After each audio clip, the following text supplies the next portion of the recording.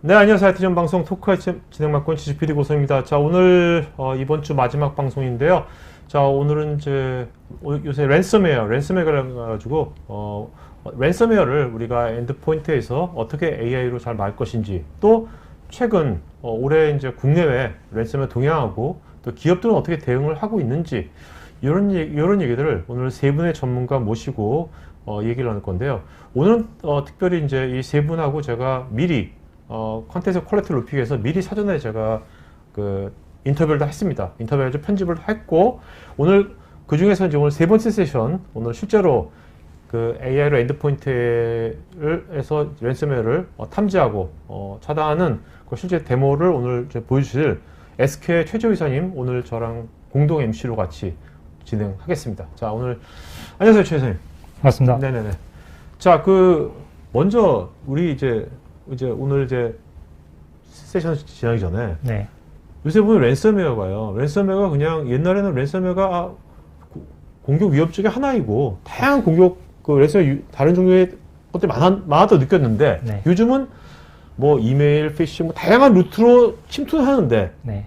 결국 결론은 돈, 맞습니다. 랜섬, 네. 뭐 비트코인 내놔라. 네. 그러니까 모든 게 결국 모든 게 다 랜섬웨어 아닌가? 이런 생각이 들어요, 요즘요. 네. 제일 많이 들어오고 있는 공격이 이제 결국 랜섬웨어인 거죠. 네. 그것 말고는 사실 공격자들이 돈을 얻기 위한 방법, 수단으로 이것보다 더 좋을 수 없다라고 생각을 하는 것 같아요.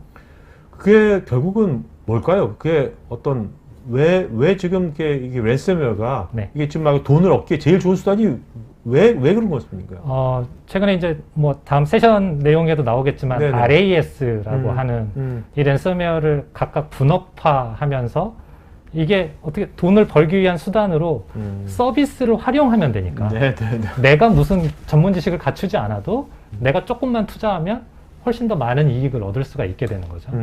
그러다 보니까 많이 접근하는 것 같습니다. 그러니까 뭔가 비즈니스 책을 만들기가 되게 쉬워진 거군요. 맞습니다. 그 다음에 이익을 서로 분배하기도 좋고. 프로핏 쉐어링 할 수 네. 있는 거죠. 네. 그 다음에 비트코인이니까 어떤 그 익명성도 보장이 되고. 맞습니다. 네. 그렇다면요, 제가 궁금한 게 사실 보안이라는 분야 있지 않습니까? 네. 보안이라는 분야가 저는 2000 디지털 시대로 넘어오면서 2010년도만 하더라도 네. 저는 야, 보안 분야 앞으로 엄청 뜨겠다. 여기 앞으로 보안은 무조건 이제 굉장히 디지털 시대가 되면 엄청 뜨겠다 생각했는데 의외로 보안 분야가 그렇게 뜨진 않았거든요. 그렇게 엄청나게 뭐 연봉이 엄청 높아지는지 그렇지 않았잖아요. 네. 네. 그리고 이제 이렇게 기업에서도 이제 뭐 보안 분야 하시는 분들은 뭔가 음지에서 일하는 느낌? 네, 조금. 네. 이래도 표가 아주 안 나는. 맞습니다. 네. 근데 잘해야 0점이죠. 그러니까요. 0점. 근데 이렇게 이제 이런 디지털 경제 시대 때 모든 위협이 결국은 이제 돈을 그것도 아주 그냥 극명하게 돈을 요구하는 이런 시대가 오면 결국 회사에서 입장에서는 손실이 나는 거지 않습니까? 맞습니다. 손실이. 네. 그러면 결국 이익이 확 줄어드는 거거든요. 그렇죠. 그렇다면 이것이 물론 기업에서는 되게 안 좋은 거지만 보안 담당자나 또 보안 관련된 분야에서 뭔가 일을 하는 분들한테는 커리어 면에서 어떻게 좀 영향을 미칠 것 같아요? 우리나라에 어떻게 보면 이제 엔지니어라고 하는 부분들, 그 다음에 컨설팅 영역, 뭐 이렇게 이제 보안에 담당하시는 분들 영역들이 나눠질 수도 있고, 그 다음에 거기에 또 이제 관제하시는 분들. 근데 이분들 환경이 굉장히 열악한 게 아무래도 사람을 이렇게 이제 인력으로 생각을 하다 보니까 비용을 그렇게 많이 들이지 않는 것이 현실이거든요. 근데 이제 점점 이제 공격이 고도화되면서 높은 실력을 가지고 있는 보안 담당자들이 꼭 필요한 게 현실입니다. 근데 이제 너무나 많은 비용들 때문에 이제 고객들이 이런 비용을 지출하는 것에 대해서 굉장히 좀 인색해지는 게 좀 문제인 거죠. 네네. 자, 그리고 오늘 우리가 이제 첫 번째 세션은 이제 랜섬웨어 동향 우리가 들을 거고, 두 번째, 세 번째 세션은 결국 이제 AI로 엔드포인트 보안을 하는 건데, 제가 보니까 최 이사님 이력을 보니까 시만텍에 오래 계셨지 않습니까? 어떻게 엔드포인트 보안의 원조이기도 한 시만텍에 계셨는데, 그렇게 어떻습니까? 그때 했던 예전에 네. 했던 그 엔드포인트하고 네. 이제 오늘 제 소개할 이런 이 AI로 엔드포인트 만드는 네. 걸 봤을 때 네. 그 회사를 떠나가지고 그 뭐가 제일 크게 달라진 것 같아요? 결국은 이제 시그니처 방식이라고 하는 것에 많이 중점을 뒀었죠. 과거의 안티바이러스라고 하는 것들은 결국은 이제 거기에 의존할 수밖에 없는 거고, 뭔가 악성 코드가 나오면 그것에 대응하는, 쫓아가는 단계로밖에 갈 수가 없었거든요. 근데 이제 AI라고 하는 것들이 나오면서 이런 것들을 행동 정리를 하고 파일에 대한 특성들을 분류를 하고 이런 것들이 이제 대부분의 이제 엔터프라이즈 보안 솔루션들이 AI 혹은 머신러닝이라고 하는 것들을 통해서 먼저 선제적인 대응을 할 수 있도록 점점 바뀌어가고 있는 거죠. 네. 이런 것들이 이제 좀 큰 특징들입니다. 알겠습니다. 자, 여러분 이제 그 첫 번째 세션은요, 저 키사의 그 침해 사고 분석단의 임지수 단장님하고 제가 한 7분 정도 그 인터뷰한 것들 편집한 영상을 보실 겁니다. 오늘 임 단장님께서 오시기로 하셨는데 그 급하게 이제 인터넷진흥원의 원장님 보고가 갑자기 생겨가지고 어떡하겠습니까? 최상급자가 이제 보고가 하라는 데서 지금 보고 중에 있어가지고 오늘 아마 전화로 Q&A가 될지 안 될지 모르겠지만 어쨌든 간에 상관없이 여러분들 편하게 이거 보시면서 커멘트나 질문해 주시면 또 여기 이제 최 이사님도 그 스플렁크 심속도 하셨고 엔드포인트 다 하신 AI 다 하신 분이니까 여러분들을 그 커멘트 질문에 대해서 어떤 기업의 그런 걸 떠나가지고 본인의 어떤 개인적 관점 같이 해서 같이 또 논의하는 그런 시간 갖도록 하겠습니다. 자, 그러면 첫 번째 세션 그 키사 임지수 단장님으로부터 2021년도 상반기 국내외 랜섬웨어 동향하고 기업의 그 현황 같은 얘기 27분 영상 보도록 하겠습니다.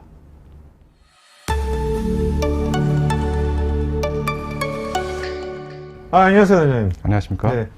단장님, 우리가 지금 올해 2월달에 만났지 않습니까? 네. 그런데 그때 2월달에 단장님께서 올해 랜섬웨어가 되게 이제 폭증할 거라고 그렇게 예측하셨거든요. 네. 지금 이제 6개월이 지난 지금 9월달인데 지금 어떻습니까? 단장님 예측이 올해 랜섬웨어에 대한 예측이 좀 맞아가고 있습니까? 어떻습니까? 지금? 네, 연초에 말씀드린 랜섬웨어 사고가 지속적으로 증가하고 있고요. 안 좋은 거네요. 왜 또 네. 그 예측이 맞았네요, 지금? 네, 맞습니다. 네. 상황적으로 봤을 때는 저희가 비대면 사회가 되면서 점점 랜섬웨어에 대한 사고가 지금 급증하고 있다라고 보고 있고요. 네, 뒤에도 말씀드리겠지만 여러 가지 요인들에 의해서 랜섬웨어 사고는 앞으로도 계속 지속될 것으로 보고 있습니다. 네. 그때가 그 당시에 제 기억으로는 올해 이제 여러 가지 이제 보안 위협이 다양한 종류가 있겠지만 랜섬웨어가 그 중에서 가장 큰 포션을 차지할 거라고 말씀하셨잖아요. 네. 네. 그거는 지금 유효한가요? 예, 그렇습니다. 지금 가상자산이라든가 다크웹이라든가 이런 사항들이 계속 지속적으로 발전하면서 이런 사항들을 악용해서 랜섬웨어 공격들이 지속적으로 늘어나고 있고요. 앞으로도 지속될 것으로 보고 있습니다. 올 초부터 그 앞서 말씀드린 것처럼 송유관이라든가 정유업체에 대해서 공격이 있으면서 미국에서는 굉장히 국가의 안보 위협으로 지금 느끼고 있는 바고요. 이런 거에 대해서 실질적인 대응이 어렵기 때문에 이런 이제 외교적이라든가 아니면 정치적인 방안으로 여러 가지 수단들을 이용하고 있고요. 저희 나라의 경우에도 기술적인 부분뿐만 아니라 여러 가지 지원책 등 이런 것들을 발표하는 상황입니다. 그래서 랜섬웨어 대응은 어떻게 보면 좀 종합적으로 행동을 취해야 되지 않을까 그렇게 생각하고 있습니다. 어떻게 보면 이런 추세가 얼핏 보면 꼭 국가 리더들이 테러에 대해서 물리적인 테러에 대해서 뭔가 공동 대응하고 뭐 이렇게 하지 않습니까? 네네. 그런 것처럼 뭐 그런 급으로 가고 있는 것 같아요. 지금 랜섬웨어도 네. 랜섬웨어에 대한 위협이. 네, 맞습니다.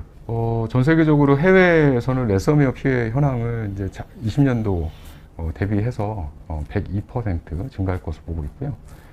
작년 3분기부터 이제 50% 이상 급증하고 있는 것으로 보고 있습니다. 이러한 현상들은 사실 비대면 사회가 되면서 IT 환경을 많이 이용하다 보니까 랜섬웨어 공격이 더 증가한 것으로 보고 있고요. 피해액 또한 올해 22조에 달할 것으로, 전 세계 22조에 달할 것으로 지금 예측을 하고 있습니다. 국내에 이제 현재 한국인터넷진흥원에서 이런 이제 랜섬웨어 피해 신고를 지금 받고 있는데요. 8월 달에 126건이 접수가 됐습니다. 거의 작년이랑 같은 거네요. 네, 이미 이제 어. 넘어서는 추세라고 볼 수가 있고요.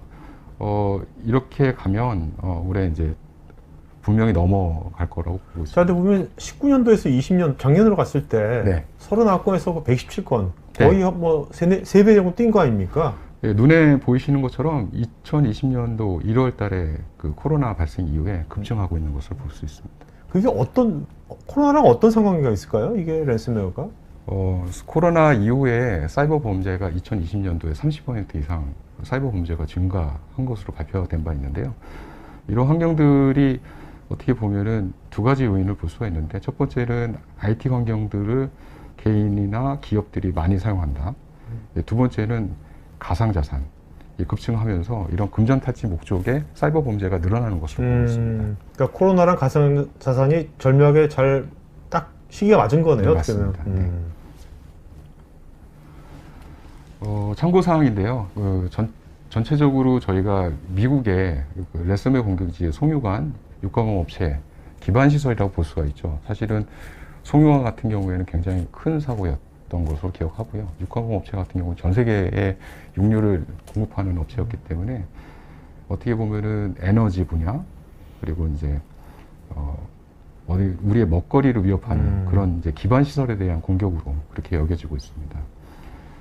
보시면은 이제 아래 보시면 박스에 보시면은 미국 콜로니얼 파이프라인 사건 같은 경우에는 비트코인을 지불을 했었어요. 네. 했는데 어떻게 이제 FBI가 추적을 통해서 일부 환수, 조금 불행 중 다행인 사건 중에 하나입니다. 그래서 결국에는 미국에서도 굉장히 크게 보고 이 지금 다크사이드라고 하는 이 조직에 대해서 굉장히 크게 더 이상 이런 공격들 하지 말라라고 해서 경고를 한 바 있었습니다. 그래서 그런 경고가 조금 어떻게 보면 작용을 한 바 있는 것을 보고 있습니다. 또 하나가 이제 JBS 사건이었는데요. JBS 사건은 이제 미국, 호주, 캐나다 공장이 전면적으로 이제 가동이 중단된 사건이었고요. 비트코인을 지불 이후에 범인을 잡았다든가 아니면 회수를 했다든가 이런 것들은 아직 네. 내용이 나온 바가 없습니다. 거의 한 뭐 100억 이상을 지불한 거네요. 1100만 불이면.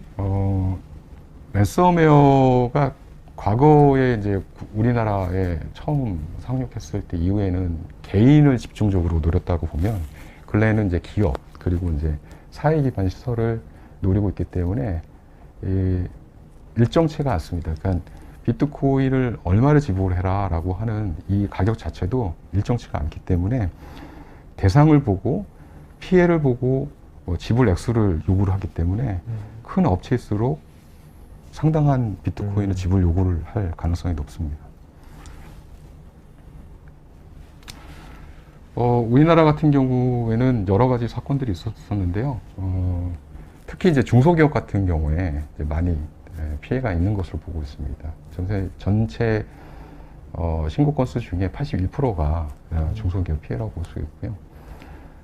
저희가 내부적으로 봤을 때 중소기업 같은 경우는 특히나 백업이 없어서 피해가 더 클 수가 있다라고 볼 수가 있습니다. 그래서 중소기업 같은 경우에는 그 평소에 정보보호에 대한 투자가 여건이 좀 열악하기 때문에 이에 대해서 조금 저희가 지원할 수 있는 방안들에 대해서 아까 말씀드린 것처럼 8월 달에 발표한 랜섬웨어 대응 강화 방안을 통해서 중소기업 지원책을 지금 마련하고 있습니다.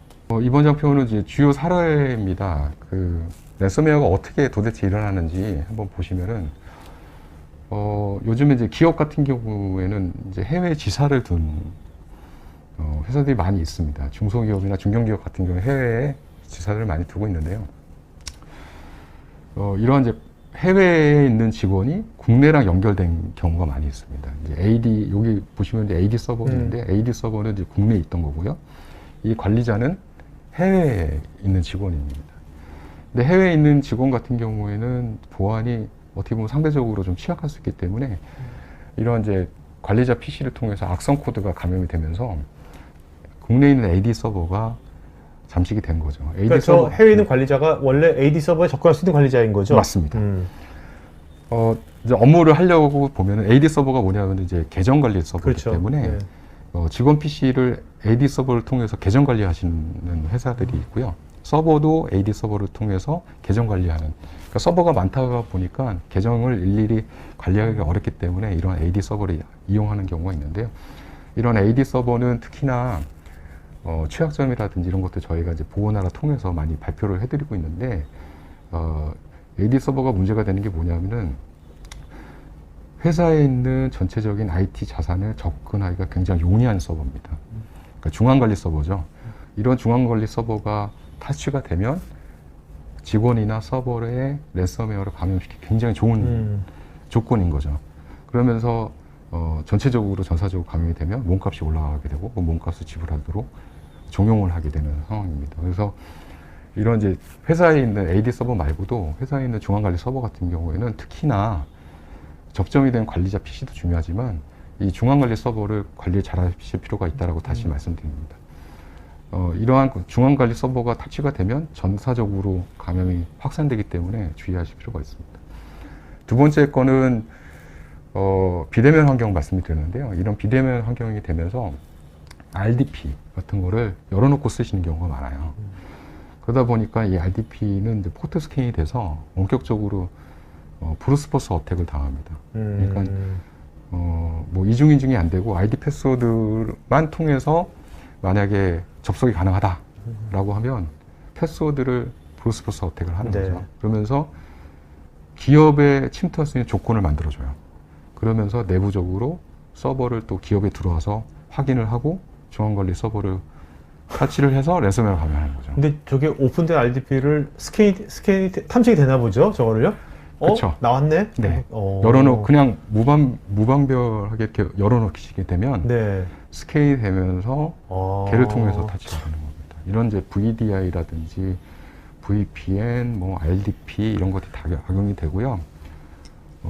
다크웹을 통해서 이런 계정도 판매가 되는 것을 저희가 볼 수 있습니다. 왜냐하면 이제 비대면 환경이 되면서 이런 것들이 이제 흔해지면서 네. 이런 것들을 소스로 제공하는 거죠. 앞에 말씀드린 것처럼 랜섬웨어 조직이 랜섬웨어 감염할 수 있는 방법을 가르쳐 줄 때 이런 것도 소스가 되는 겁니다. 그래서 이 두 가지 사례, 이거를 주의 좀 깊게 보시고 랜섬웨어 피해를 막으시려면 이런 접점이 되는 부분, 내부의 중앙관리 서버 이런 것들을 잘 관리하실 필요가 있습니다. 좀 차근차근 말씀드리면 사례를 말씀드리겠습니다. 최초에 침투하는 침투 조건이 되는 게 세 가지입니다. 첫 번째 게 탈취된 직원 계정. 이런 것들은 이제 앞서 말씀드린 것처럼 VPN이라든지 VDI 이런 것들의 ID 패스 시스템 조건이 되는 거죠. 이런 직원 계정은 어떻게 보면 딴 데서 탈취를 당할 수 있어요. 딴 쪽에서 탈취를 당하고 이쪽으로 옮겨붙는 상황이 될 수도 있고요. 직접적으로 본인이 감염이 된 상태에서 입력을 하면 조건이 됩니다. 그래서 첫 번째 거는 그렇게 보시면 될 것 같고요. 두 번째는 내부 관리자 사칭 메일. 그래서 직원 계정을 탈취하는 거죠. 그래서 메일도 내부적으로 직원이 받았을 때 요주의가 되는 거죠. 그러니까 그런 부분들은 저희가 모의 훈련이나 이런 거 통해서 이메일, 다학성 이메일 같은 거를 이제 훈련을 하고 있는데 이런 것들은 좀 예의주시할 필요가 있습니다. 이제 세 번째가 외부에 노출되어 있는 시스템. 여러 가지 시스템이 있는데요. 앞서 말씀드린 것처럼 메일 서버 같은 거 이런 것도 외부에 노출되어 있거든요. 근데 이런 서버들이 취약점을 갖고 있으면 뚫릴 수가 있어요.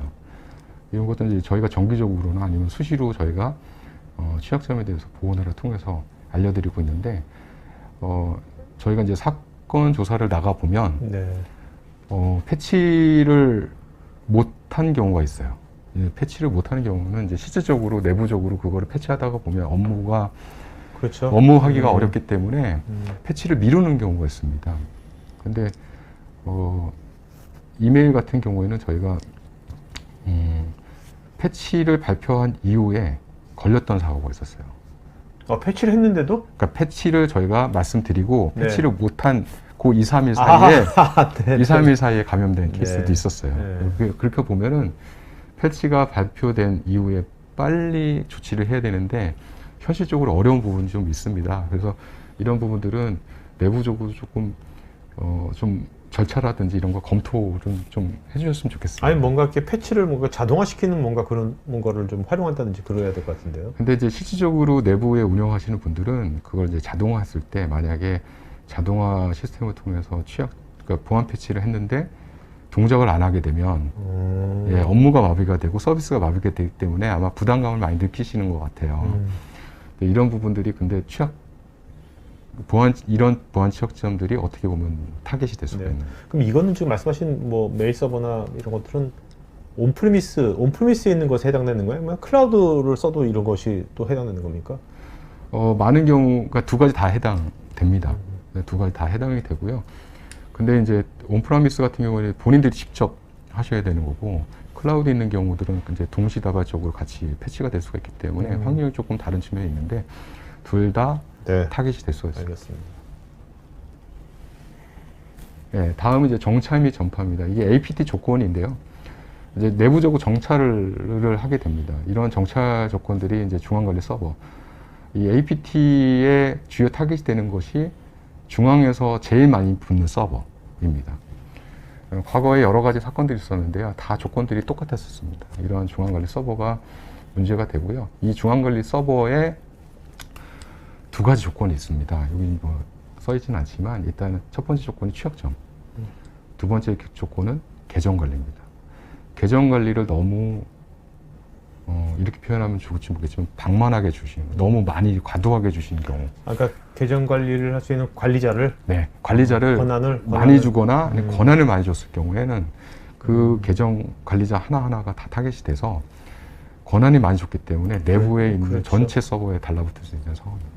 그래서 이러한 것도 좀 그러니까 내부적 계정 관리, 취약점 보안, 취약점 패치 이런 것들 좀 신경 써주실 필요가 있고요.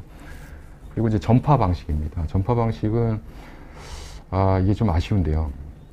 내부적으로 포트를 그러니까 내부망이다 보니까 포트를 막 열어놓으세요.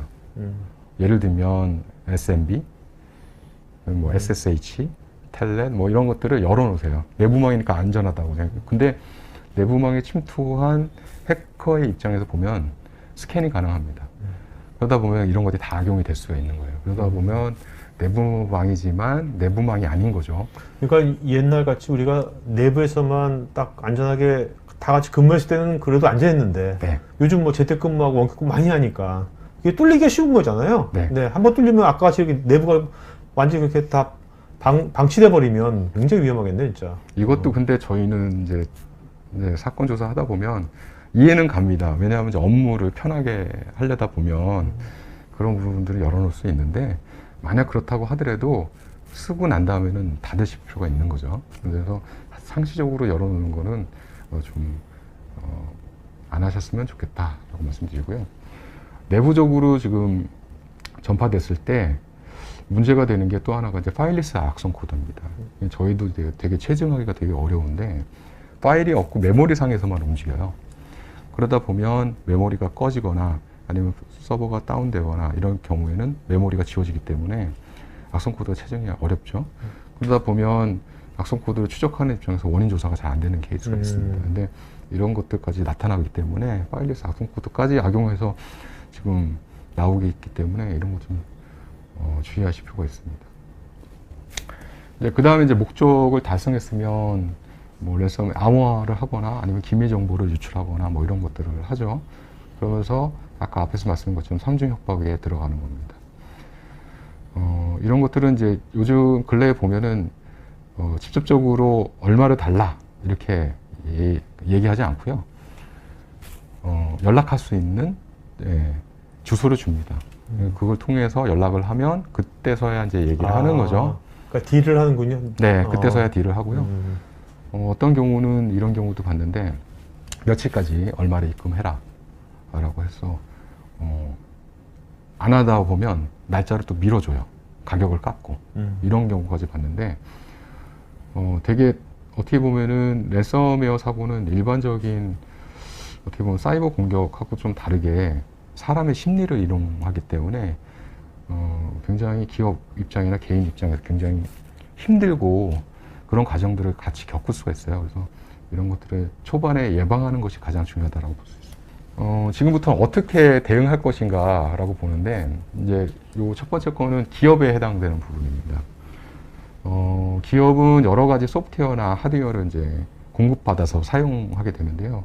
이런 공급하는 공급자에 대해서는 관리가 좀 필요합니다. 이러한 이제 공급자가 만약에 이제 업데이트 서버나 이런 것들이 연결이 돼서 업데이트를 하게 되는데, 이런 것들이 만약에 보안이라든지 이런 것들이 제대로 안 돼 있을 때 레퍼런스 사이트, 그러니까 공급받았던 수혜자 입장에서 보면은 이런 것들이 공격 타깃이 될 수가 있어요. 그래서 이런 것들을 같이 관리할 필요가 있는데, 공급자 입장에서는 인증서를 사용하게 됩니다. 소프트웨어에다가 이제 코드 설명 같은 걸 하죠. 이런 것도 하는데, 이런 것들에 대해서 망분리라든지 접근 통제, 이중인증, 뭐 업데이트 이런 것들이 잘 되어 있는지 한번 살펴볼 필요가 있고요. 제일 중요한 게 업데이트 체계입니다. 이런 업데이트 체계를 통해서 감염되는 사례가 있기 때문에 이런 것들 이제 공급망 공격이라고 하는데, 네, 네. 업데이트 파일을 배포받아서 내부적으로 패치하기 전에 무결성 검증이 좀 필요합니다. 이런 것들이 조금 공급자 입장에서 관리가 돼야 되는데 잘 안 되는 케이스도 있기 때문에 이런 것도 좀 주의할 필요가 있습니다. 그러니까 저게 뚫리면 사실 공급망에서 그걸 받는 회사 입장에서는 개인이건 기업이건 그걸 일단 믿잖아요. 네, 이건 맞습니다. 안전한 거 믿잖아요. 네, 네. 그런 거 한번 뚫리면 굉장히 큰 파급 효과가 있는 거죠. 아까 AD 서버가 뚫리면 네. 직원들이 다 무방비가 되듯이 네, 이것도 맞습니다. 마찬가지죠.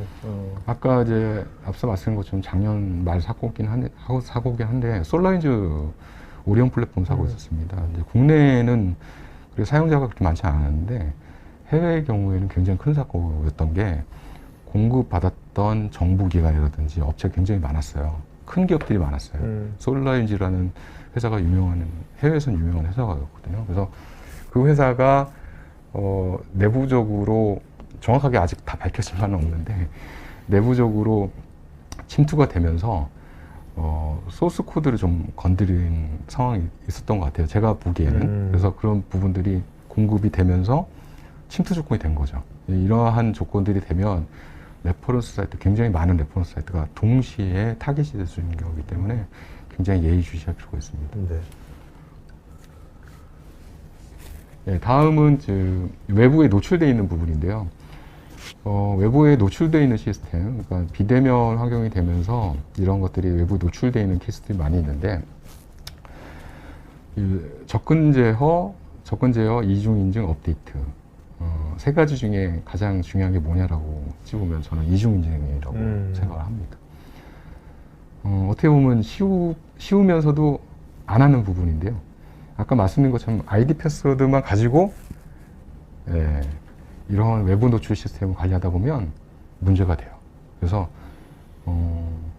다시 한번 이중인증에 대해서 한번 고민해 봐 달라라고 말씀드리는 게, 이중인증만 있었어도 그렇죠.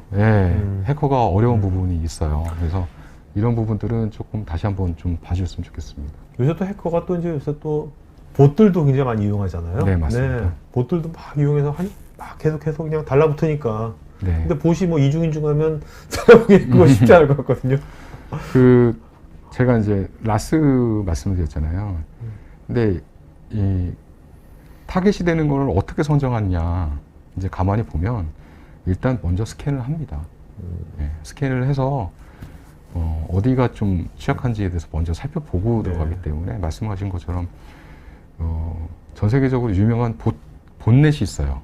이런 본넷들을 구축을 하고 이 본넷들을 다양하게 활용하는 거죠. 그러니까 걔네들이 탐색대가 되는구나. 네, 탐색기로 사용할 수도 있고요.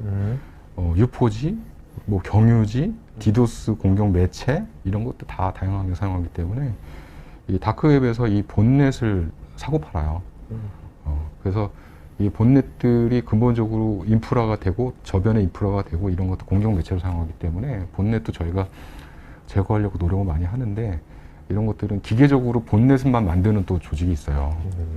그래서 앞서 말씀드린 것처럼 되게 분업화되어 있고 ROI를 극대화시키기 위해서 노력들 많이 하고 있습니다. 그 다음에가 해킹 메일입니다. 해킹 메일은 저희도 노력을 많이 해서 모의 훈련 같은 거 많이 이제 같이 실시를 하고 있는데, 내부적으로 이런 것들 교육이 필요한데, 뭐 메일 보안 솔루션도 필요하지만 직원들 개개인도 다 모의 훈련을 통해서 인식 교육이 좀 필요하고요. 특히나 메일 보안 솔루션 같은 경우에는 메일 보안 솔루션을 통해서 근본적으로 악성 코드가 제거가 되지만 뭐 예를 들면 첨부 파일에 암호가 돼 있으면 풀지 못해서 탐지가 안 됩니다. 이런 것들이 있기 때문에 근본적으로는 교육이 필요한 부분 중에 하나입니다. 네, 이건 이제 참고 밑에 건 참고하시면 좋을 것 같습니다. 그다음에 내부 정찰. 아까 말씀드린 것처럼 여러 가지 스캔 대상이 될 수 있는 내부망에 열려 있는 것들 이런 것들을 좀 안 사용할 때는 좀 막아주셨으면 좋겠다라고 생각하고요. 중앙관리 서버도 좀 부탁을 드립니다. 특히 디도스 부분인데요. 올해 디도스도 작년도 많이 났는데 올해도 상반기에 좀 있었습니다. 그래서 디도스 공격을 통해서 해외에는 여러 가지 사건들이 있었어요.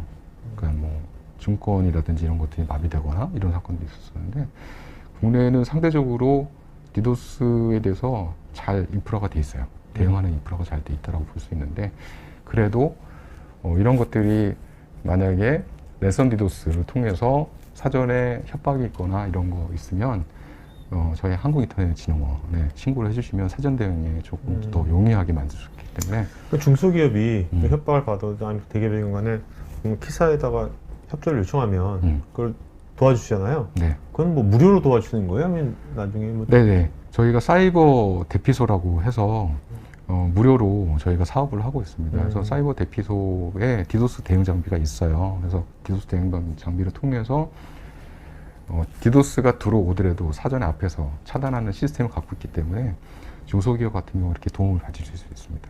또한 이제 통신사도 클린존 서비스라고 하는 것은 이제 유료 서비스가 있는데 이런 것들 통해서 제공을 받으실 수가 있어요. 유료긴 하지만 그래서 이런 것들을 통신사나 저희 그 한국인터넷진흥원이 상호 협력 관계가 있기 때문에 이런 것들 잘 말씀 주시면 저희가 도움이 될 수 있을 것 같습니다. 네네. 아까 이제 중소기업이 아까 80%뭐 되게 많다고 네. 했는데 그렇다고 대기업이 안전한 건 아닌 거죠. 대기업이 안 걸리거나 그런 건 어떤가요? 실제로? 맞습니다. 맞습니다. 대기업 같은 경우에도 아까 말씀드린 것처럼 몸값이 천차만별입니다. 대기업 같은 경우에는 한번 피해를 받으면 굉장히 크기 때문에 공격이 타겟이 될 수가 있고요. 그나마 다행인 거는 앞서 말씀드린 것처럼 그나마 대기업이나 중견기업 같은 경우에는 과거에 비해서 백업 시스템 많이 잘 갖추고 계세요. 근데 특히 이제 중소기업 같은 경우는 이제 사건 조사를 나가 보면 백업이 안 돼 있는 경우가 많고요. 백업이 만약에 한 열에 몇이 안 돼 있습니까? 보시니까 체감상으로 많은 부분이 안 돼 있습니다. 근데 그게 비용이 수반돼야 되기 때문에 그런 부분이 어려운 부분이라는 걸 저희도 알고 있고요. 근데 그런 부분에서 좀 안타까운 부분이 있는데 첫 번째는 백업을 하시라. 두 번째는 백업을 하시더라도 오프라인 백업을 하시라. 백업이 되어 있는데도 백업 시스템도 암호화된 케이스도 있었어요. 그리고 세 번째는 백업을 못할 상황이면 저희가 대응 강화 방안이 있거든요. 근데 한번 보시면은 참고가 되시겠지만 저희가 여러 가지 지원책 중에 뭐 데이터 금고라든지 이런 것들을 지원책을 마련하고 있어요. 그래서 이런 것들을 좀 보시고 나중에 저희가 서비스가 이제 본격화되면 이런 것들 이제 지원을 좀 요청하시거나 이런 것들 좀 같이 신경 써주시면 나중에 저희가 그 서비스 했을 때 같이 좀 협력이 되면서 랜섬웨어 제대로 막을 수 있지 않을까 그렇게 생각합니다. 근데 데이터 금고라는 게 어떤 겁니까? 데이터 금고라는 게 데이터를 백업해 주는 거죠. 키사가? 저희가 이제 지원 사업을 하게 될 텐데요. 구체적으로 뭐 정확하게 나오진 않지만 네네네. 사업을 하게 되면 뭐 사이버 대피소처럼 어떤 데이터를 백업할 수 있는 지원이라든가 네. 뭐 여러 가지 방법들이 나오겠죠. 그러니까 은행이 금고 서비스 하듯이? 네. 뭐 좋은 정책인 것 같은데요. 그것도 있고 뭐 피해 지원 서비스도 있고 여러 가지 방법들이 있어요. 그래서 그 인터넷상에 찾아보시면 랜섬웨어 대응 강화 방안이 있습니다. 지금 말씀하신 그런 데이터 금고? 네. 그것이 이제 예정입니까? 지금 시행되고 있는 겁니까? 네, 예정이죠. 예정. 네, 예정. 그 동안은 아마 좀 시간이 걸리긴 할 건데 일단 내부적으로 백업에 대해서 다시 한번 여력이 되시면 한번 다시 한번 보시면 좋을 것 같고요. 저희도 그 침해 사고 분석단이 사고 현장에 나가는 조직인데 이 침해 사고를 나가 보면 사고 현장에 나가 보면 백업이 있는 경우들이 좀 있어요. 요즘에는 그나마 다행이라고 생각하는데 예전에 비해서 저희는 나가보니까 체감을 하잖아요. 그래서 하는데 중소기업 같은 경우에는 이제 소상공인 같은 경우는 굉장히 어려운 환경들을 보고 저희도 되게 안타까운 부분이 있었어요. 그래서 그런 부분들이 이런 대응 강화방안을 통해서 좀 해소가 되지 않을까라고 하는 좀 기대감은 좀 있습니다. 네, 알겠습니다. 오늘 고맙습니다. 네, 감사합니다. 자, 여러분 잘 보셨죠?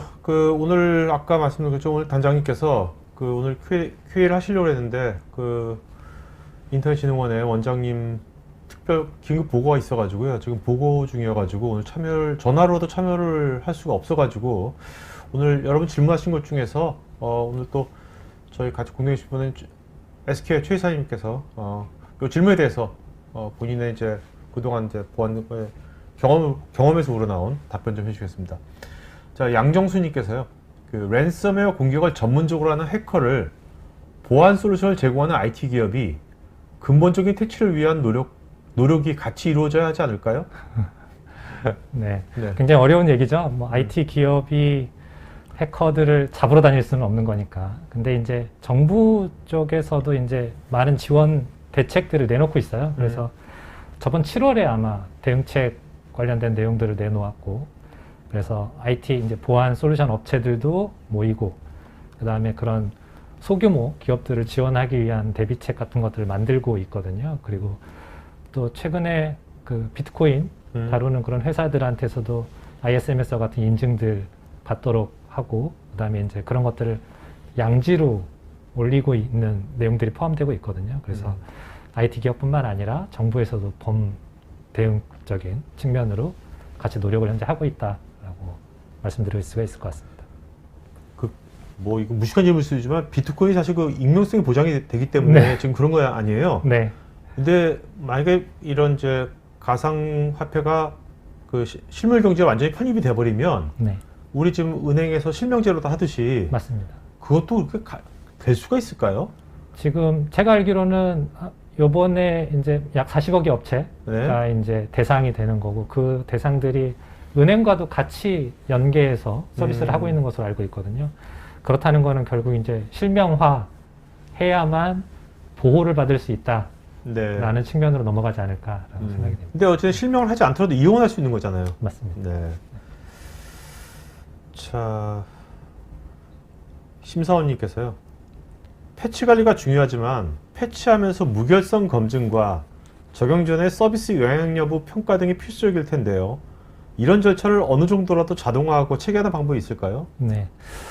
이제 랜섬웨어 공격을 당하는 주요 루트들이 이메일을 통해서 많이 공격을 당하고, 그 다음에 이제 이메일로 공격이 들어왔을 때 본인이 가지고 있는 어플리케이션이나 OS에 대한 취약점을 기반으로 공격이 이루어지기 때문에 패치가 굉장히 중요합니다.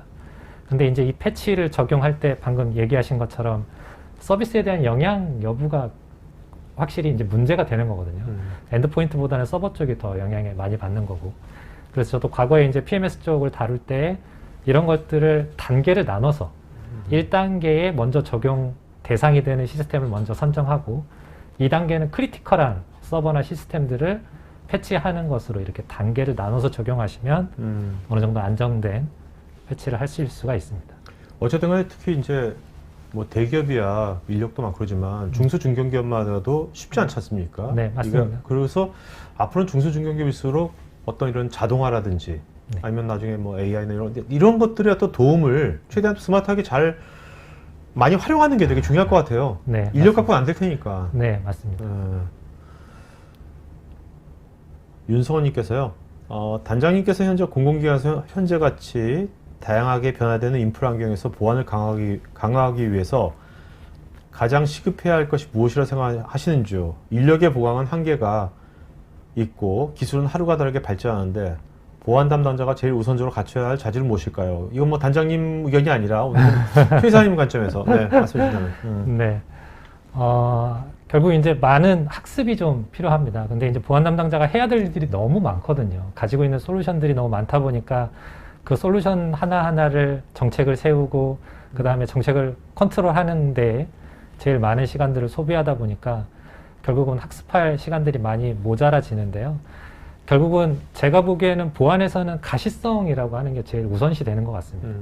그래서 회사 내에 인프라들이나 그다음에 보안 솔루션에 대한 가시성, 그다음에 만약 공격이 들어오고 있다라고 하면 그런 공격들에 대한 가시성을 먼저 갖추어야 내가 무엇에 먼저 우선순위를 둘 것인가 라고 하는 것들이 나오게 되거든요. 그래서 전문 인력들이 많이 모자라기 때문에 문제가 되는 것들인데, 그런 것들을 뭐 심과 같이 통합 로그를 볼 수 있는 가시화 툴을 사용한다거나 혹은 이제 심에서도 굉장히 많은 보안 정책들을 넣어서 로그를 볼 수가 있거든요. 그래서 그런 부분들에 좀 투자하는 것들이 필요하다고 보여집니다.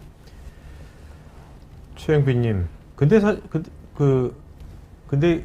사실 그 중견기 중소기업 같은 경우는 심 생각하면 굉장히 많은 돈이 들어간다 생각하잖아요. 아, 네. 근데 그렇죠. 이제 기술의 추세가 네. 어떤 그런 걸 서비스화 된다, 사스처럼 뭔가 한다, 네. 이런 것들이 나오고 있습니까? 어떤가요? 물론이죠. 심도 클라우드 기반의 사스 형태로 나오고 있고요. 근데 이제 그것도 비용이 싼 편은 아니에요. 네. 그렇기 때문에 이제 좀 싸게 구입할 수 있는 심들도 많이 있거든요. 네네. 비싸지 않은 오픈 소스로도 많이들 활용을 하고 계시고 그래서 그런 도움을 받으실 수도 있을 것 같습니다. 아니, 이런 것들은 요새 일반 IaaS 같은 경우는 이제 클라우드 서비스 같은 경우는 네. 그 메인 서비스라는 회사들이 그렇죠. 많이 나오지 않습니까? 그렇죠. 그런 것처럼 이 보안 서비스도 네. 이런 메인 서비스를 좀 그 가성비 좋게 해주는 그런 회사들이 좀 나오고 있나요? 어떤가요? 네, 좀 추세가? 지금도 서비스를 하고 있는 회사가 있고요.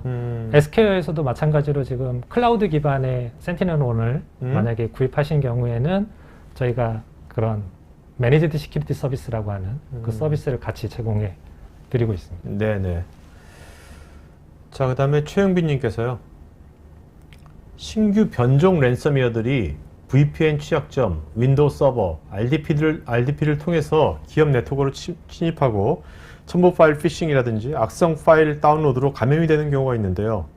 이것들에 대한 사전 탐지와 대응은 어떻게 이루어지는지요? 네. 사전 탐지라고 하는 게 굉장히 어렵습니다. 근데 이제 최근에 많이 사용하고 있는 기술들, 아까 이제 단장님 말씀하시는 내용들 중에서도 AD 서버 관련된 그런 취약점들을 이용한 공격들이나 이런 것들이 있었는데, AD 서버를 보완하는 솔루션들이 갖추고 있는 기능들 중에 하나가 재미있는 게 디코이라고 하는 뭔가 이 먹이가 있는 것처럼 위장한 이런 것들을 내부에 두는 거예요. 그리고 거기를 먼저 쳐다볼 수 있도록 만드는 거죠. 마치 중요한 정보가 있는 것처럼 그런 디코이를 놔두고 거기에 이제 보완을 하는 거죠. 그러면 빠르게 그 로그가 전달이 될 거거든요. 그러면 그렇겠네요. 공격자가 들어왔다라는 거를 빨리 알고 대응할 수 있게 되는 거죠. 그런 것도 하나의 팁이 될 수가 있을 것 같습니다. 그렇네요. 네. 자, 그다음에 손정환님께서요. 랜섬웨어 대응을 위해서 백업이나 데이터 이관 등의 방법을 쓸 수 있으리라 보는데요. 이런 저장 공간에 침투하는 랜섬웨어 대응은 어떻게 이루어질까요? 이제 결국은 우리가 권장하는 건 이런 백업들이 이루어졌을 때 오프라인 상태로 두는 거를 권장을 합니다. 근데 이제 계속 오프라인 상태로 둘 수는 없고 백업을 위해서는 온라인 백업을 해야 되기 때문에 이런 이제 결국은 레트럴 무브먼트라고 하는 것들이라던가 혹은 이제 여기에 공유되어 있는 폴더를 찾는 이런 형태들까지도 탐지할 수 있는 기능들이 필요한 거죠. 이제 그런 것들은 EDR에서 제공되는 기능이라고 볼 수가 있습니다. 양정수님께서요. 랜섬웨어가 폭증한 현실에서 기업의 랜섬웨어 공격에 대응하는 지속적인 탐지와 대응을 위한 솔루션을 계속 내놓아서 이득을 취하는 현실에 대하여도 심각하게 고민하고 랜섬웨어에 대한 근본적인 대책으로 글로벌한 대응이 있어야 하지 않을까요? 네, 네. 뭐 몇 번씩 말씀드렸었던 내용이긴 한데, 그 FBI나 이런 글로벌적인 대응들은 이미 하고 있거든요. 그래서 과거에 콜로니얼 그 송유관 사태 때도 그 이제 비트코인에 지급되는 그 시점에 돈을 일부 회수한 것으로 알려졌죠. 그래서 FBI가 이런 랜섬웨어 공격을 하는 공격 집단들에 대해서 압박을 굉장히 심하게 하고 있고 실제로 그 업체들이 숨는 그런 효과들이 발생을 하고 있습니다. 그리고 기업들도 이제 무조건 돈을 주는 게 아니고 복원을 한다라든가 네. 백업된 데이터를 가지고 이랜드가 돈 줬어요, 안 줬어요? 안 줬죠. 안 줬어요? 네. 그래서 이제 그런 기업들이 많이 늘다 보면 결국은 돈을 못 벌게 되면 그 사람들도 도태될 수밖에 없거든요. 네네. 네. 그런 대응은 여전히 알겠습니다. 이어지고 있습니다.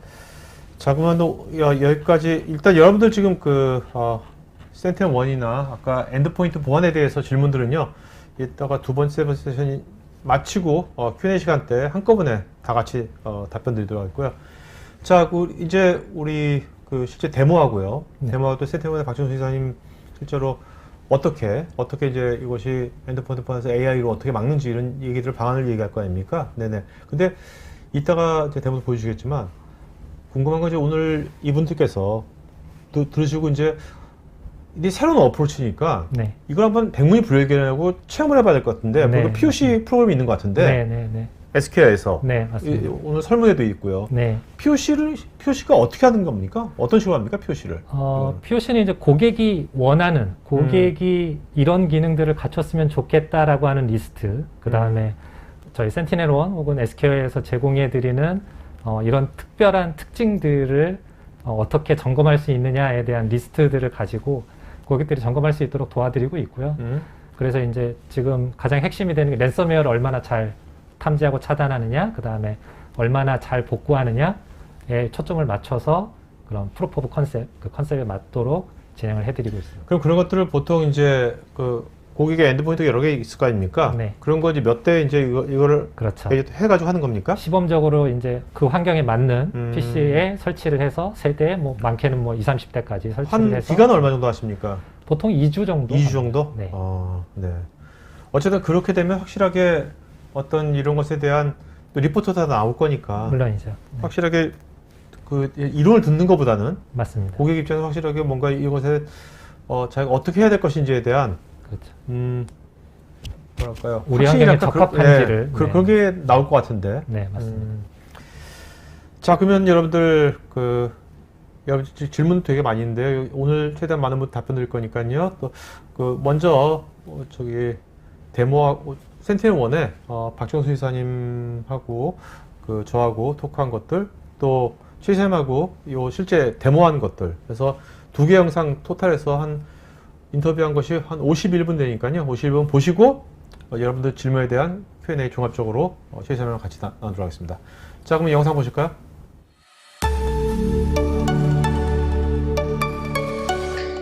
안녕하세요, 이사님. 네, 안녕하세요. 네네.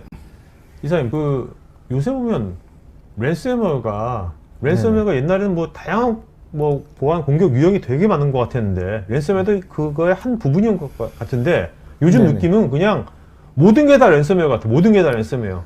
네, 맞습니다. 뭐 최근에 보게 되면 모든 APT 공격이든 간에 사전 단계를 거쳐가지고 결국에는 해커들이 대부분 랜섬웨어를 감염시키고 빠지게 되거든요. 그러니까 돈을 요구하는 거죠. 네네. 아, 그러다 보니까 이제 많은 기업군에서 이제 랜섬웨어 피해를 받게 되고요. 또 어쩔 수 없이 돈을 지불하고 복구하는 이런 상황까지 이르게 되는 거죠. 그러니까 그것이 이메일이건 피싱이건 아니면 익스프로이시건 제로데이건 간에 다양한 루트를 통해 들어오는데 결론은 돈인 거예요. 그죠? 맞습니다. 네. 왜냐면 이게 결국은 이제 비트코인이라든지 그런 이제 추적하기 힘든 또 네네. 쉽게 현금화 시킬 수 있는 그런 디지털 자산이 생기면서 네. 이 랜섬웨어로 결국 가는 모든 공격이 결론은 랜섬웨어로 가는 거로 되는 것 같기도 하고요. 네, 그게 가장 쉬운 방법이죠. 결국에 내 소중한 데이터가 암호화되어 있으면 볼 수가 없고, 그러면 고객 입장에서는 당연히 돈을 지불하고 빨리 보고 싶어 하겠죠. 그러니까 해커들이 그걸 이제 이용을 하는 거고요. 최근에 RSAAS라고 해서 해커들이 하나의 인프라를 만들어 놓고 공격을 대신시켜서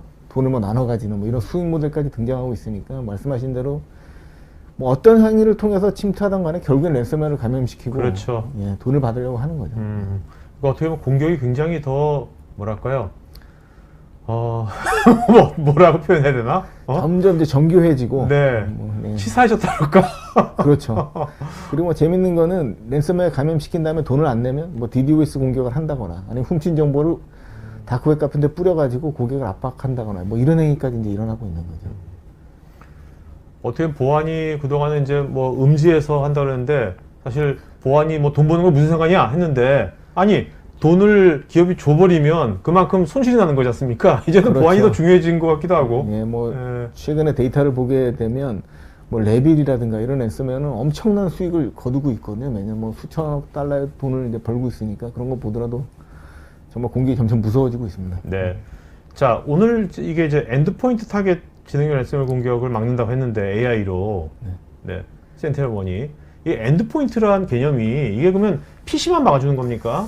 아니요, 저희가 이제 얘기하는 엔드포인트는 고객분들이 이제 PC로만 많이 생각하실 수 있는데요. PC만 얘기하는 게 아니고 기업 단에서 네트워크 단에서 맥 엔드 단에 위치하는 모든 단말을 다 얘기하게 됩니다. 그러니까 PC도 되고 서버, 핸드폰, 랩탑, 그리고 태블릿 같은 맨 네트워크 단에서 맨 끝단, 엔드포인트로 연결되는 끝단이라고 보시면 되겠습니다. 네네. 자, 그러면 실제로 궁금한 게 이제 어떻게 보면 이제 AI로 이제 어떻게 막느냐인데 그동안은 우리가 이제 뭐 백신 같은 걸 많이 썼잖아요. 백신이라든지 그런 거 엔드포인트에서 했는데 AI를 한다는 것 그러면 앞으로 그러면 이제 그 방법론이 센티넬을 그러면 AI하고 뭔가 이렇게 사람이랑 같이 이렇게 협업을 계속 해서 뭔가 이걸 막겠다는 거예요. 그러니까 센티넬의 사상은 뭡니까? 이거 어떤 이런 것에 대한 사상. 저희 같은 경우에는 이제 결국에 AI라는 용어를 쓰는 이유가 엔드포인트에서 엄청난 데이터가 이제 생성되고 있거든요. 수초간에 뭐 프로세서 움직일 때마다 레지스트리 파일을 건드리고 네트워크를 연결하고 정말 많은 행위가 일어나는데 이걸 사람이 일일이 다 보고 있을 수는 없거든요. 현실적으로. PC 우리 회사에 1000대라고 하면 그 로그가 초당 뭐 수천 개가 발생되거든요. 그걸 사람이 볼 수가 없습니다.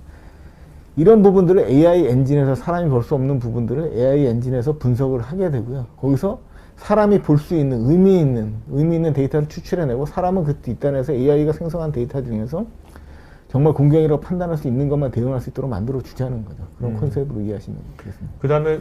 그다음에 우리 엔드포인트 단에서 일어나는 모든 여러 가지 뭐 이상 징후 포함해서 다양한 어떤 기록들을 다 그것도 데이터니까. 그렇죠. 어떻게 보면 다 어떤 정량화된 데이터지 않습니까? 네. 그렇죠. 네. 그런 것들은 이제 AI가 분석을 계속 해가지고 학습시켜가지고 그렇죠. 계속해서 그것에 대한 대응방을 마련할 수 있게 그런 것도 이제 그렇게 또 생각하고 있는 거죠. 네, 제가 저희 CEO가 인터뷰하는 기사를 봤는데요. 센티넬의 가장 큰 가치가 뭐냐고 이제 질문을 했는데 저희 CEO께서 대답하시기를 우리 회사의 가장 큰 자산은 그동안 10년 동안 비즈니스 해오면서 클라우드에 저장되어 있는 공격에 대한 패턴과 공격에 대한 분석된 데이터라고 얘기를 했습니다. 그러니까 이게 많은 기업들이 AI 엔진으로 솔루션을 시도할 수는 있겠지만 결국에 그동안 쌓여있던 이런 공격에 대한 패턴이라든가 공격에 대한 이걸 대응할 수 있는 알고리즘이라든가 이런 게 없으면 사실은 굉장히 어려운 일이거든요. 그러니까 그 데이터가 많이 추적되어 있기 때문에 거기로부터 정말 유의미한 데이터를 추출해내서 알고리즘을 통해 가지고 대응할 수 있다.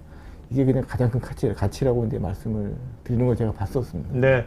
자, 그럼 오늘 그러면 이 랜섬웨어를 AI를 활용해서 어떤 식으로 이제 랜섬웨어를 잘 막을 수 있는 건지 네. 그런 사상을 어떻게 구현했는지 궁금하니까 그거에 대해서 좀 자세히 말씀해 주시면 고맙겠습니다. 네, 알겠습니다.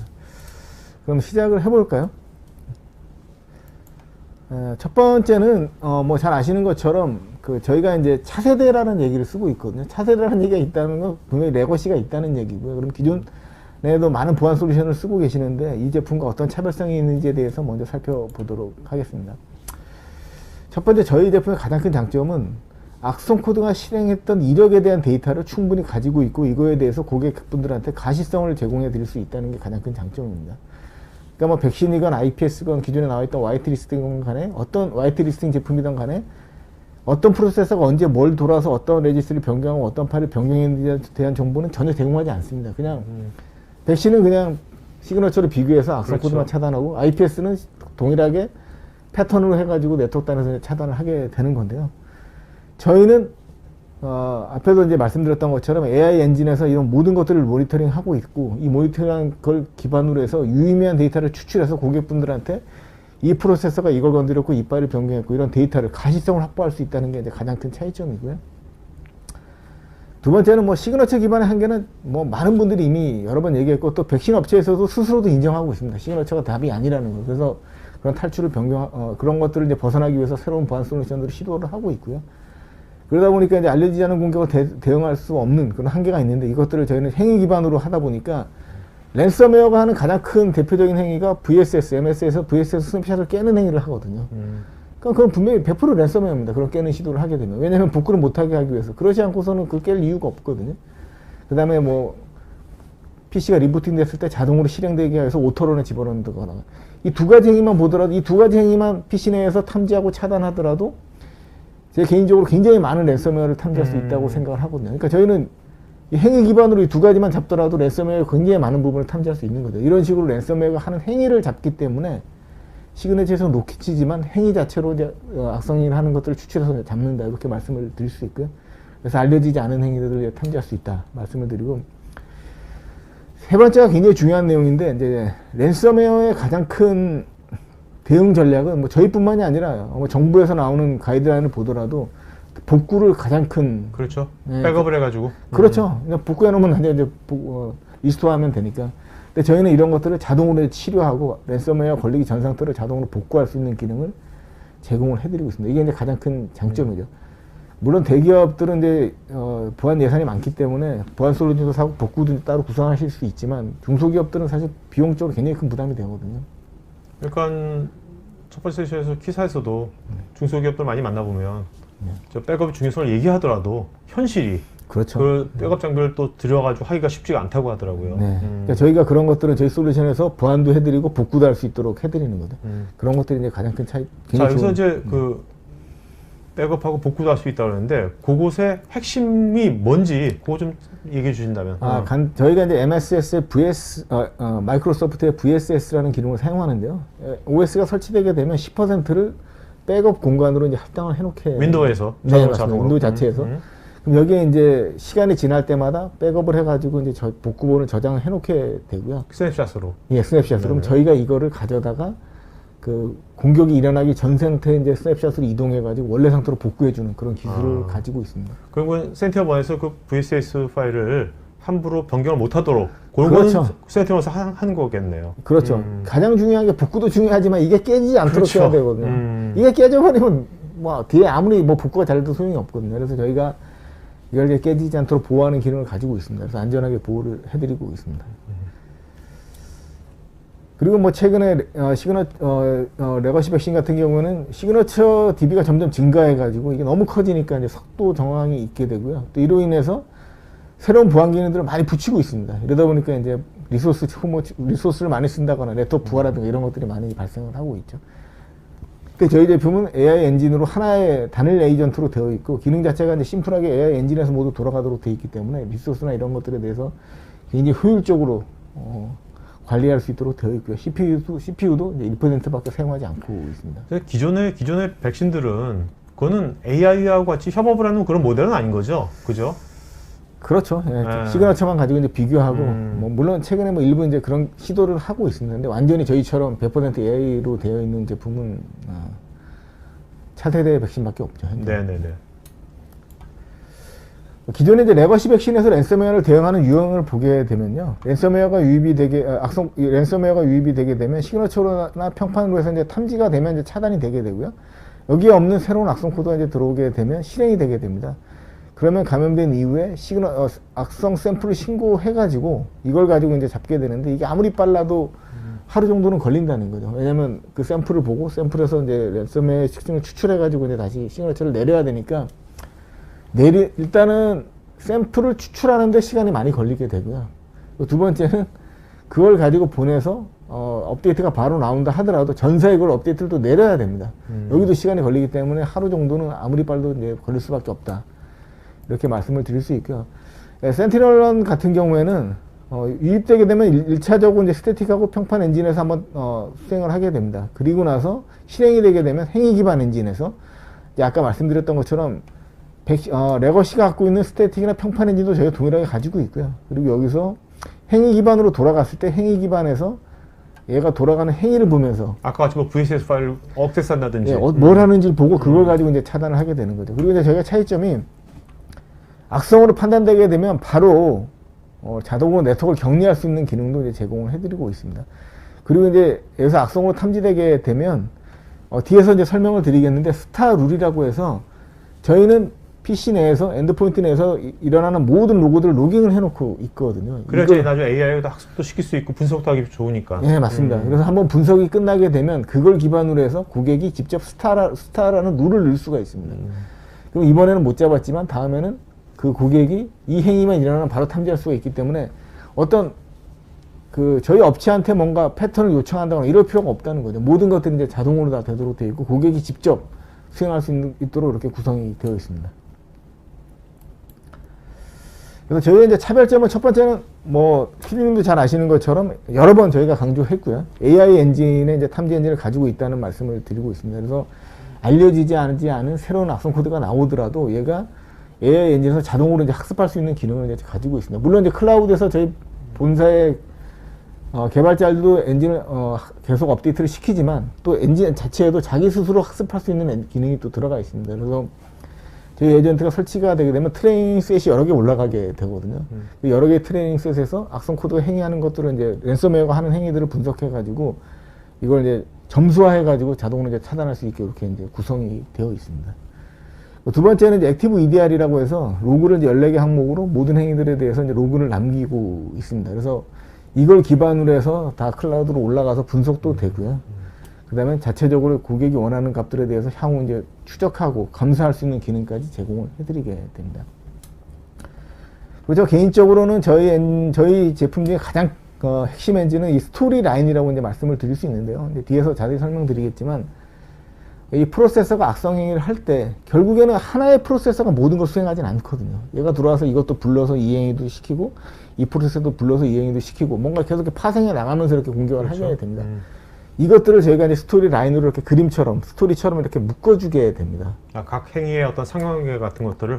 그렇죠. 이게 저희 핵심 엔진이고 AI 엔진이 PC 내에서 일어나는 엔드포인트에 일어나는 모든 행위들에 대해서 모든 스토리 라인으로 다 그려주게 돼요. 악성 행위뿐만이 아니라 정상 행위에 대해서도 스토리 라인으로 다 그려놓게 돼요. 네네. 그래서 이걸 가지고 이제 분석을 할 수 있도록 해드리는 거죠. 결국 이제 센티널1은 결국 이제 이게 AI하고 계속 협업을 하는 모델이잖아요. 맞습니다. 그러니까 AI가 뭔가 이 현상을 이해하려면 저는 스토리 라인이 있어야 될 거 아니에요. 그죠? 그렇죠. 네. 그래야지 AI가 다 이해할 테니까. 예, 이게 저희 특허 엔진이라고 이제 말씀드릴 수 있고요. 그리고 저희는 이제 복구 기능을 이제 제공을 하고 있습니다. 앞에서 여러 번 강조해드렸던 것처럼 한번 감염이 되면 끝이 아니라 원래 감염된 전 상태로 복구할 수 있는 기능을 제공해 드리고 있고요. 클라우드 버전 같은 경우는 전 세계 단일 콘솔로 이제 구성이 되어 있기 때문에 어디에 있던 간에 고객분들이 어디로 이동하든 간에 가장 전 세계에서 가장 가까운 저희 클라우드 콘솔로 접속이 되기 때문에 빠른 응답 속도를 제공해 드릴 수가 있습니다.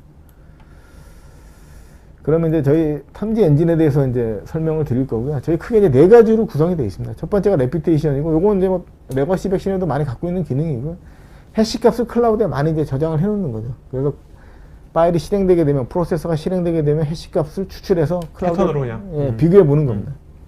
두 번째가 이제 스태틱 AI이고요. 이거는 그 해시가 아니라 어떤 파일이든 간에 실행 파일 같은 경우는 실행 파일이나 DLL 파일 같은 경우에는 헤더라는 걸 다 갖고 있습니다.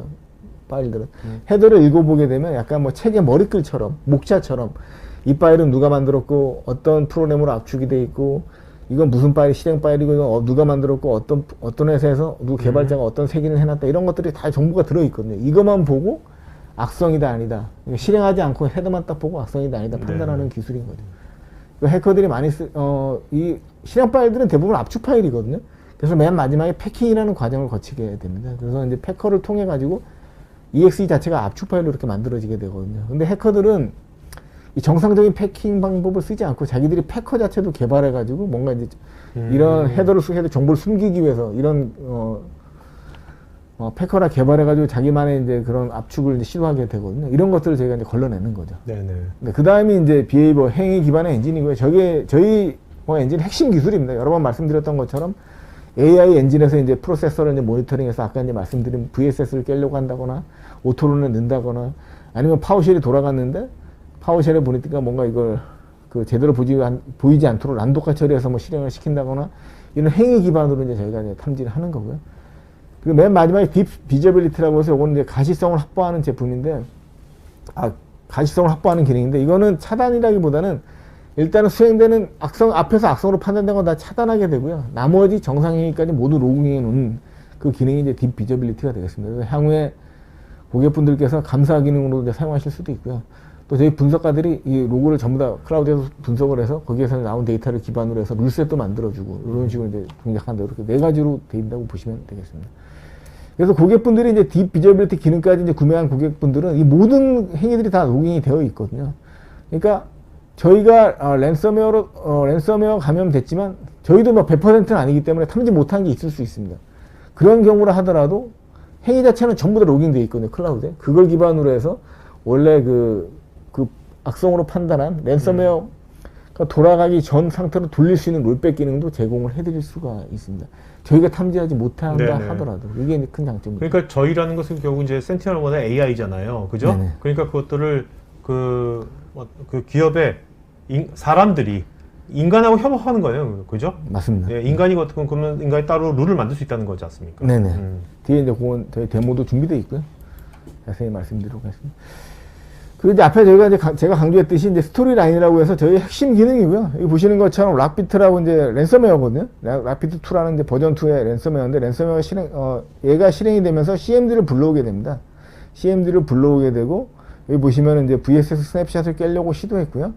요거 이제 WMIC라고 해서 명령어 기반으로 뭔가 이제 악성 행위를 했겠죠. 이 관련된 프로세서를 불러온 겁니다. 그리고 얘가 이거 CMD뿐만이 아니라 16가지의 프로세서를 불러오면서 이제 동작을 하게 됩니다. 근데 이게 앞에서 말씀드렸던 것처럼 스토리처럼 얘로 시작된 모든 행위들을 이렇게 이제 라인으로 이제 그려주는 겁니다. 그러니까 정상행위뿐만이 아니라, 악성행위뿐만이 아니라 정상행위까지 이렇게 라인을 다, 스토리 라인을 만들어 준다는 거죠. 요것만 딱 보더라도 그냥 기본적으로 보안에 대한 지식만 있으면 이게 랜섬웨어인지 금방 알 수 있겠죠. VSS 스냅샷을 깨려고 시도했네. VSS 어드민이 이제 MS에서 제공하는 VSS 관련된 명령이거든요. 그 WMIC를 또 통해가지고 뭔가 이상행위를 했구나. 이런 것들을 이렇게 볼 수 있게 되는 거죠. 그리고 명령어까지 이렇게 남겨놓게 됩니다. 보시면 델리트, VSS 어드민에서 이제 델리트하면 섀도우 파일, 저장되어 있는 스냅샷 파일들을 모두 지워라. 조용히, 콰이어트하게 지워라. 이런 명령을 실행했던 겁니다. 이건 이제 누가 보더라도 이제 VSS 스냅샷을 깨려고 했던 행위인 거죠. 그러니까 이것만 보더라도 쉽게, 이건 랜섬웨어구나. 이렇게 이제 확인할 수 있도록 되어 있고요.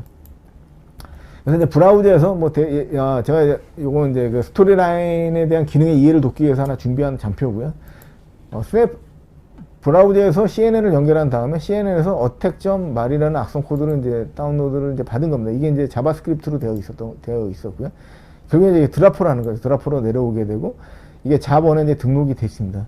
근데 이 작업을 바로 이행하게 되면 누구나 이걸 이제 따라가서 쉽게 악성 코드, 드라퍼라는 악성 코드를 알 수 있지만 이 사이에 시간이 걸릴 수 있거든요.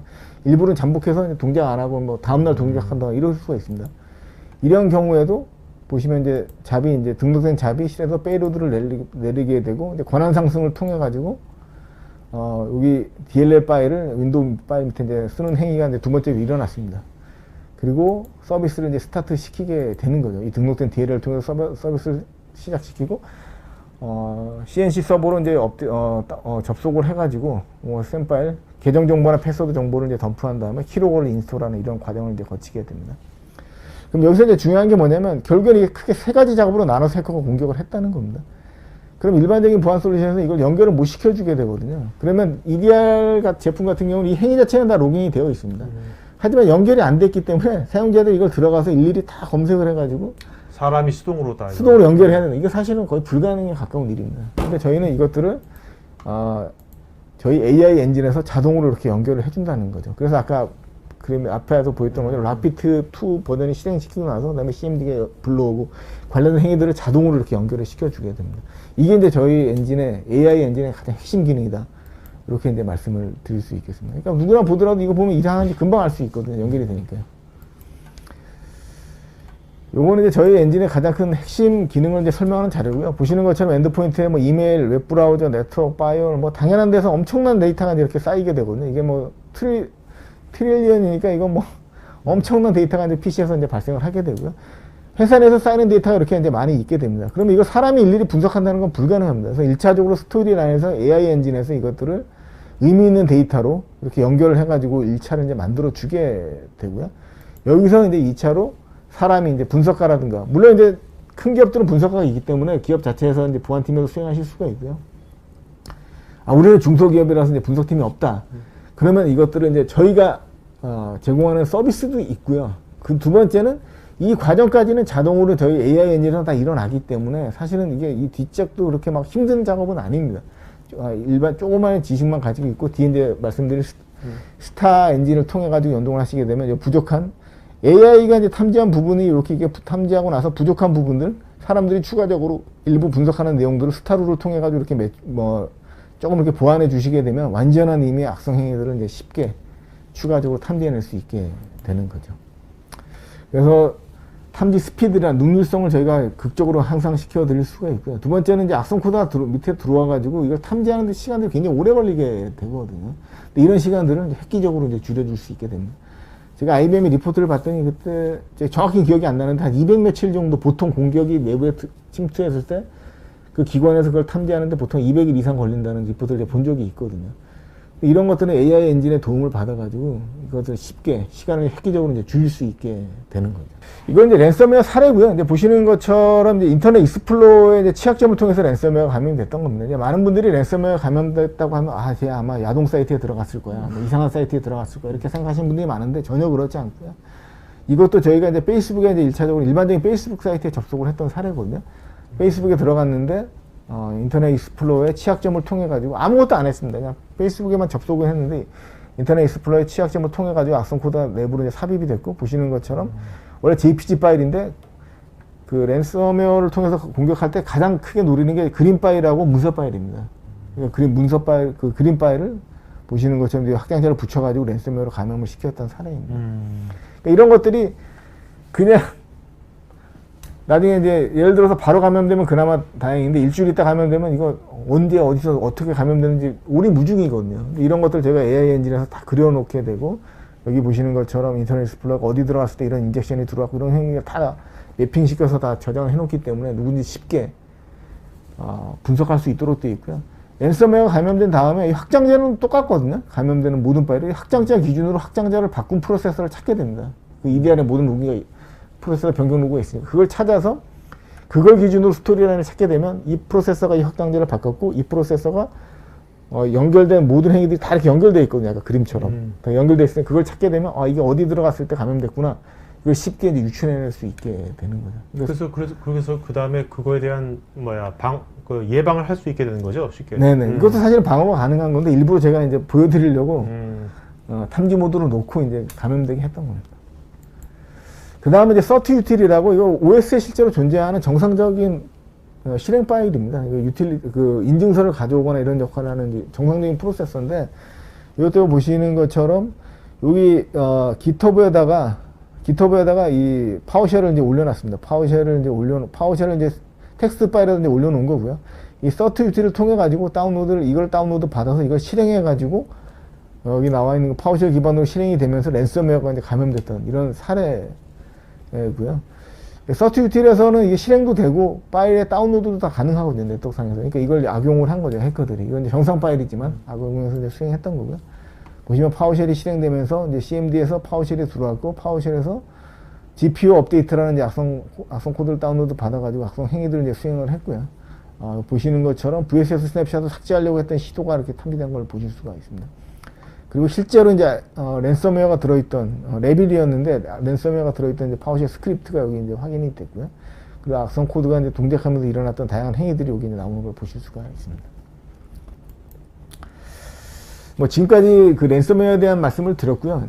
아까 이제 그 PD님께서 말씀하셨던 것처럼 랜섬웨어에서 가장 중요한 건 그게 복구거든요. 그래서 오늘 이제 저희 기능이 이제 앞에 말씀드렸던 것처럼 방어도 가능하지만 복구까지 가능하다 이렇게 말씀을 드렸고요. 처음에 스냅샷을 뜨는 기준인데 리부팅 될 때 스냅샷을 한번 이렇게 이제 뜨게 됩니다. 그리고 4시간이 지날 때마다 이렇게 스냅샷을 떠놓게 되죠. 물론 시간이나 간격은 다 줄이거나 늘릴 수 있습니다. 근데 이제 줄이게 되면은 아무래도 이제 더 많이 디스크가 필요할 거고요. 그래서 여기서 만약에 랜섬웨어가 걸리게 되면 이 랜섬웨어 복구본을 가장 가까운 스냅샷으로 이동을 해서 여기 있는 값을 이제 복구를 하게 되고요.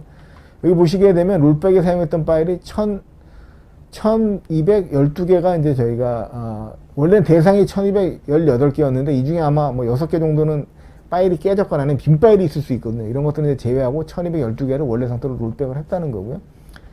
레미데이션은 이건 뭐냐면 롤백은 파일이 원래 그림 파일이나 문서 파일인데 파일이 암호화가 돼서 정상 파일로 변경된 파일을 돌리는 게 롤백이고요. 레미디에이션은 원래 없던 파일인데 생성됐거나 이거 삭제만 하면 되거든요. 네네네. 그리고 원래 이런 것들은 이제 레미디에이션이라고 이제 표현하게 됩니다. 이건 원래 없던 파일인데 새로 생긴 겁니다. 삭제한 거죠, 다. 그래서 13,000개를 이제 삭제해서 원래 상태로 이제 돌리게 됩니다.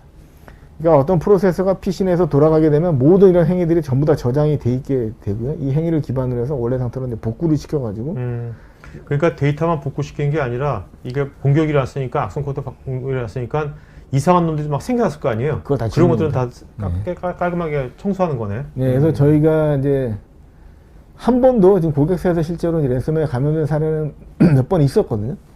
한 번도 저희가 펌에서 공고한 적이 없습니다. 롤백을 통해 가지고 원래 상태로 이제 돌려드리고 그대로 사용해도 됐다 이렇게 말씀을 드렸죠. 이번에 이제 스타얼랏이라고 해서 이제 스토리라인 액티브 리스판스입니다. 그래서 스토리라인과 관련된 아까 이제 보여드렸던 것처럼 AI 엔진에서 만들어 놓은 다양한 그러한 그 행위들에 대해서 이걸 기반으로 액티브하게 리스판스 할 수 있는 기능을 만드는 그런 기능이라고 이제 보시면 되고요. 저희가 엔드포인트 내에 모든 행위들이 전부 다 로깅이 되어 있기 때문에 그거 기준으로 다양하게 뭐든지 다 정책으로 만들 수 있습니다. 뭐 대표적인 게 특정 웹사이트에 사용자가 접속하면 뭐 탐지를 하라거나 아니면 이메일로 뭐 다음 같은데 대표적인 대용량 메일이 다음이니까 다음으로 파일을 누가 업로드하는 행위를 한다거나 이런 것들을 탐지하게 한다거나. 그러니까 단위 행위들이 다 로그로 다 남으니까 그런 것들을 갖고서 엔드나 조건문으로 해가지고 만들면 되겠네요. 네, 그리고 단일 행위뿐만이 아니라 복수의 이 행위 세 개를 엮어서 이거로 또 정책을 만들 수가 있습니다. 그래서 보시면 EDR 로그에서 굉장히 많은 데이터가 쌓여 있거든요. 이걸 사람이 뭐 앞에서 말씀드렸던 것처럼 이거 사람이 보면서 이걸 분석하는 건 현실적으로 이제 불가능하게 됩니다. 1차적으로 AI 엔진에서 IOC, Indicator of Compromise라고 이상 징후를 탐지해서 이 레이어를 이렇게 올리게 되거든요. 이걸 기반으로 이 행위들을 일어났을 때 이걸 탐지 엔진으로 만드는 게 이제 스토리라인 액티브 리스판스라고 이렇게 말씀을 드릴 수가 있습니다. 그래서 요거 이제 사례로 제가 하나 이제 준비해 봤고요. 여기 보시는 것처럼 파일이 이제 삭제되는 행위가 파워쉘을 통해 가지고 파일이 삭제되는데 이게 5개 이상 파워쉘을 통해서 파일이 삭제되면 이걸 이제 탐지하라. 이렇게 이제 룰을 만들게 되는 겁니다. 그러니까 수동으로 삭제할 때는 탐지가 안 되지만 파워쉘 기반으로 해서 파워쉘을 통해 가지고 파일을 5개 이상 삭제하는 이런 행위가 일어났을 때 이걸 이제 탐지를 하게 되는 거예요. 물론 엔드로 이제 엮어 가지고 뭐 다양하게 추가적인 명령을 이거는 그러면 이거는 사람이 만드는 겁니까? 아 그렇죠. 네. 네. 사람이 만들고요. 물론 이제 작은 회사 이제 보안 전문가 없는 분야 분들은 저희가 본사에서 계속 업데이트 룰을 해주게 됩니다. 네, 그걸 이제 사용하셔도 되고요. 요거는 이제 스타얼랏에서 이제 굉장히 그 획기적인 기능인데요. 아까 룰을 만들 때 이게 PD님도 지적하셨던 것처럼 큰 기업들은 크게 문제가 없지만 작은 기업들은 이제 보안 전문가가 없다거나 이런 경우에는 룰을 만드는데 굉장히 어려움을 겪을 수 있거든요. 그래서 기존에 갖고 계시는 TI라든가 아니면 요즘에 뭐 키사라든가 다양한 국내 기관에서도 다양한 이런 인텔리전스 정보가 이제 오거든요. 근데 너무 많잖아요, 그 정보가. 몇십만 개 막. 그거를 연동해서 이제 엔드로 해가지고 이제 탐지할 수 있도록 되어 있습니다. 요거는 레코드 퓨처에서 가져온 TI 정보 중에서 파워쉘 모듈이 됐을 때 이게 이제 보안에 위배되는 이런 행위들을 TI에서 가져와서 이걸 엔드로 하게 되고 앞에 제가 만들었던 뭐 5번 이상이라든지 뭐 이런 거. 파일이 5개 이상 삭제되는 거 엔드로 엮게 되면 두 가지 행위가 일어났을 때 이제 탐지할 수도 있고 각각도 할 수 있고 이렇게 다양하게 이제 활용하실 수 있도록 제공을 해드리고 있습니다.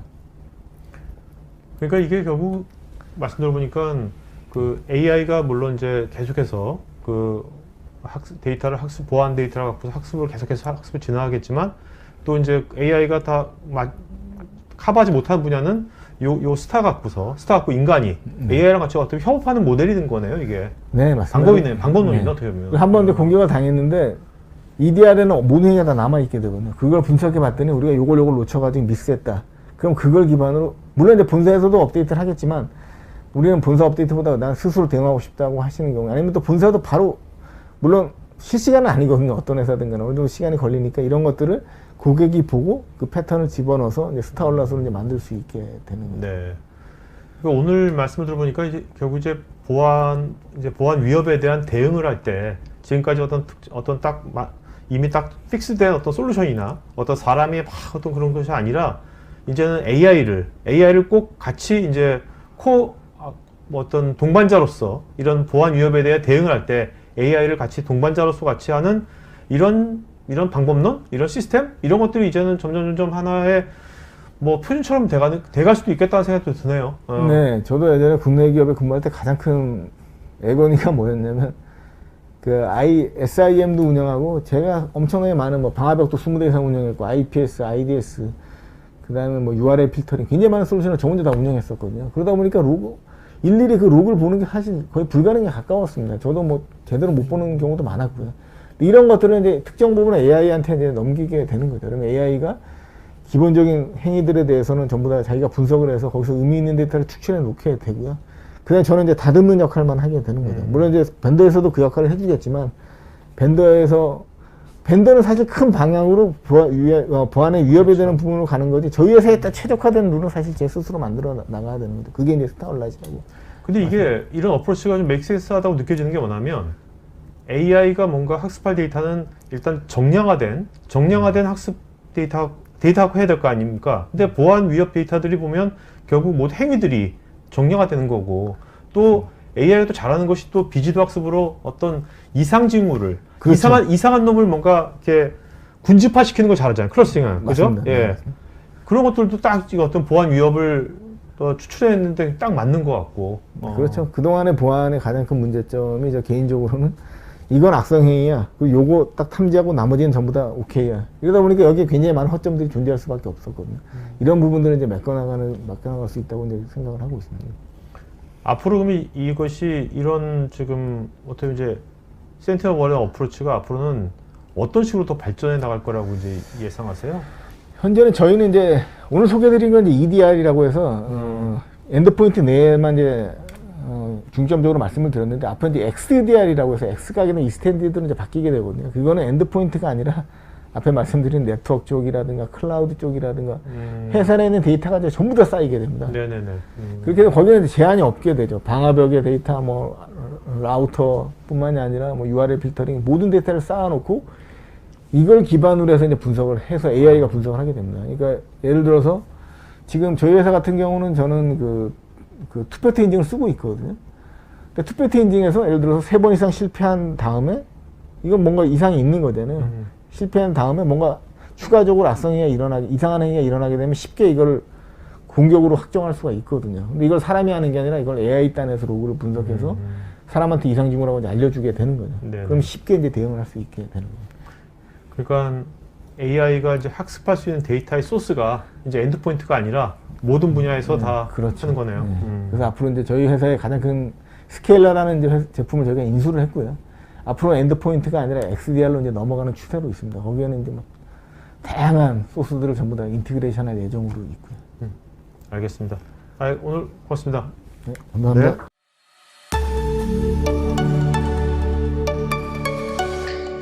안녕하세요, 최 선생님. 안녕하십니까. 굉장히 오랜만에, 우리 몇 년 만이에요? 한 3년 정도 된 것 같습니다. 3년밖에 안 됐나? 네. 네. 자, 오늘 이게 어떤 데모를 준비하신 거예요? 오늘 크게 이제 2가지 데모 준비했는데요. 네. 아까 박정수 이사님 얘기하셨던 락빗이라고 하는 차세대 랜섬웨어로 불리우고 있습니다. 이 랜섬웨어의 활동, 그 다음에 저희가 어떻게 복구까지 하는지에 네네네. 대한 부분 준비했고요. 그리고 두 번째는 아까 스타라고 하는 스토리라인을 통해서 우리가 탐지하고 그것들을 차단하는 이 기능에 대해서 데모를 준비했습니다. 네, 한번 보도록 할까요? 네. 첫 번째 데모가 이제 방금 말씀드린 것처럼 락빗이라고 하는 랜섬웨어에 대해서 말씀드릴 건데요. 이 락빗이 최근에 이제 다크사이드나 레빗이라고 하는 요 구형 랜섬웨어를 대신해서 최신 랜섬웨어. 아니, 다크사이드가 벌써 구형이 됐습니까? 네, 숨었다고 얘기를 하더라고요. 이야. 네. 아무래도 이제 많은 피해를 FBI한테 호되게 당한 모양이구나. 네, 많은 피해를 입히다 보니까 그런 것들이 이제 숨게 되고 락빗이 이제 차세대 네. 랜섬웨어. 근데 차세대로 오셨는데 네. 어떤 관점에서 차세대 랜섬웨어라고? 이제 언론에 알려진 거에 얘기하는 것들을 들어보면 이 내부자의 그 모집을 통해 가지고 내부자의 뭔가 자기네 편을 만든 거죠. 기업의 내부자? 네. 그래서 그런 이메일들이나 뭐 이런 것들을 통해서 협력하는 사람을 하나 만든 다음에 네네. 그 사람을 통해서 더 쉽게 침투할 수 있도록 하는 이런 것까지 이제 이 락빗이라고 하는 랜섬웨어가 했다고 합니다. 최초로. 네. 네. 그러니까 이게 어차피 뭐 거래라든지 다 이거는 뭐 비트코인 그런 걸 할 거니까. 네. 네. 그러니까 회사에 뭔가 악감정을 품고 있는 사람한테. 네? 그렇죠. 이제 국내 기업들 중에서도 두 곳이 락빗 랜섬웨어 당한 걸로 네. 알려지고 있고요. 그리고 이제 최근에 대형 컨설팅 업체 중 한 곳도 락빗 랜섬웨어 당한 것으로 확인이 되고 있습니다. 그럼 말씀 들어보니까 정말 이 공격자들은 기업의 가장 취약한 부분을 본능적으로 그걸 계속해서 파고드는 것 같아요. 맞습니다. 기술이 떨어지게 되면은 내부 협력자를 모집해서 하는 부분들이 이제 가장 큰 특징이라고 볼 수가 있겠죠. 네네. 네. 데모를 잠깐 보시게 되면 지금 현재는 이제 콘솔상에서 보게 되면 이 탐지 모드로 돌고 있기 때문에 락빗 랜섬웨어가 실제로 그 동작을 할 때에도 동작은 그대로 실행되도록 만들어 놓은 상태입니다. 그래서 탐지, 알럿은 가능하지만 현재 차단은 하지 않고 락빗 랜섬웨어가 동작을 하게 될 겁니다. 저희가 이제 바탕화면에서 이 센티넬1의 아이콘이 흰색으로 보이게 되면 이게 지금 정상 상태라는 거거든요. 그리고 파일들도 텍스트 문서를 열어봤을 때 정상적으로 모두 읽어질 수 있는 정상적인 파일이라는 것을 확인할 수가 있습니다. 현재 상태에서 이제 락빗 랜섬웨어를 실행을 할 거고요. 지금은 이제 암호화된 압축 파일로 되어 있기 때문에 동작하지 않는 상황이고, 이 압축 파일을 풀어서 놓게 되면 저희 센티넬1이 탐지하는 것을 볼 수가 있습니다. 하지만 파일은 지워지지 않죠. 탐지 모드이기 때문에. 그래서 실행을 하게 되면 이제 굉장히 많은 악성 그 위협들이 계속 탐지가 되어서 이제 깜빡거리는 걸 볼 수가 있습니다. 그리고 바탕화면에 지금 여러 문서 파일들이 있는데요. 이 문서 파일들이 이 LB라고 모양으로 만들어진 아이콘 모양으로 변경되는 것을 보실 수가 있고. 그래서 락빗이군요. 네, 네. 바탕화면도 이제 바뀌게 됩니다. 네. 바탕화면도 이제 아예 다 읽을 수 없도록 너의 파일들이 모두 인크립트 되었다, 암호화 되었다라고 하는 메시지, 그 다음에 토르 브라우저를 이용해서 우리가 접촉할 수 있다라고 하는 메시지들이 이제 나오게 됩니다. 나중에 나중에 한글 문서까지 나올 것 같은데. 네, 그렇죠. 콘솔에서 이제 이 탐지된 내용을 확인을 하실 수가 있고요. 락빗 2.0 EXE가 탐지된 거를 확인할 수가 있고, 저희 보면 이제 다이나믹 디텍션 타입으로 탐지가 됐고, 인디케이터를 보게 되면 여기에 이제 이베이전이라든가 랜섬웨어라든가 어떤 비헤이비어, 어떤 행위들이 일어났는지를 알 수가 있게 됩니다. 그래서 결국 회피하기 위한 동작이라든가 랜섬웨어가 여러 가지로 수행했던 섀도우 카피를 딜리트 하려고 했다거나 파일을 암호화했다라고 하는 내용들을 볼 수가 있습니다. 그 상세 내용들을 좀 살펴보게 되면 이제 랜섬웨어로 저희가 이제 규정을 했고요. 그 안에 이제 가시화라고 하는 부분에서 봤을 때 이 프로세스가 어떻게 동작했는지를 우리가 구체적으로 알 수 있게 되는 거죠. 이 락빗 2.0.exe가 실행이 되면서 어떤 프로세스들을 호출했는지, 그리고 또 그 프로세스들이 무슨 일을 했는지까지 다 확인할 수가 있다는 겁니다. 저건 이제 윈도우즈의 이벤트 유틸을 통해서 시스템 이벤트를 다 지우려고 한 겁니다. 클리어 하려고 시도했던 거거든요. 그리고 이거는 VSS 어드민을 통해서 섀도우 파일, 즉 우리 스냅샷을 지우려고 했던 시도들을 확인할 수가 있고요. 또 여러 가지 또 그 내용들을 확인할 수 있는데, 윈도우즈의 매니지먼트 툴인 WMIC를 통해서도 여러 가지 역할들을 수행한 것들을 확인할 수가 있습니다. 그 아래에서 또 세부적인 내용들을 볼 수가 있죠. 결국 이제 그 스토리라인이라고 하는 것들을 저희가 만든다고 아까 말씀을 드렸잖아요. 이런 프로세스들이 어떤 행위를 했는지를 구체적으로 이제 볼 수 있는 것들이 이제 스토리라인을 통해서 볼 수 있는데요. 여기 보면 프로세스에 대한 부분이라던가 어떤 인디케이터라고 하는 것도 이제 어떤 말리셔스한 동작들, 위협한 동작들을 확인할 수 있는 부분들, 그리고 파일에 대한 변경이라던가 네트워크 활동들, 레지스트리의 수정 부분들, 이런 부분들을 다 확인하실 수가 있습니다. 그러니까 저런 게 사람도 다 우리 일목요연에 확인할 수 있지만 네. 그 AI도 이렇게 본다는 거 아닙니까? 맞습니다. 그죠? 네. 그래서 이게 이제 특이한 동작들이 보여지게 되는데요. 네트워크 액션에 보게 되면은 이 침해된 PC에서부터 브로드캐스팅을 통해서 135나 445로 접속을 하는 것들을 볼 수가 있는데, 이런 것들이 이제 레터럴 무브먼트, 수평 이동을 위한 동작들이라고 보여지는 거죠. 그리고 레지스트리에도 자기 자신을 이제 계속 실행하기 위한 어떤 프로세스를 주입한다거나 이런 것들이 이제 보여지는 거 볼 수가 있고요. 파일 활동에 보게 되면 어떤 크리에이션 혹은 뭐 모디파이와 같이 파일을 생성하고 그다음에 인크립션 하는 이런 동작들을 볼 수가 있게 됩니다. 결국은 이제 스토리라인이 하는 역할들은 이러한 우리가 가지고 있는 EDR이라고 하는 데이터들을 얼마나 손쉽게 볼 수 있느냐라고 하는 것들을 상관관계 분석을 할 수 있도록 도와준다라고 볼 수가 있는 거죠. 그래서 아까 보신 것처럼 이 락빗을 통해서 어떤 명령들이 어떻게 수행됐는지까지 그런 명령의 이제 옵션들까지 다 보여줄 수 있도록 되어져 있습니다. 그리고 이제 중요한 것은 이제 이것들을 어떻게 복구하느냐가 중요한 부분이죠. 아까 이제 저희가 탐지만으로 되어 있기 때문에 실제 파일들이 다 암호화된 상태인데요. 이런 것들을 다 롤백 그리고 수정된 레지스트리와 같은 것들 다 리미데이션 함으로써 결국 이제 정상 상태로 복구하는 것이 가장 중요하다고 볼 수가 있습니다. 지금 이제 바탕화면이 아예 잠겨 있는 상태인데 이런 것들이 복구 기능들을 거치면서 그 이전 바탕화면으로 돌아오는 과정들이죠. 네. 네. 그리고 파일들도 정상적인 파일들로 다시 복원이 되었습니다.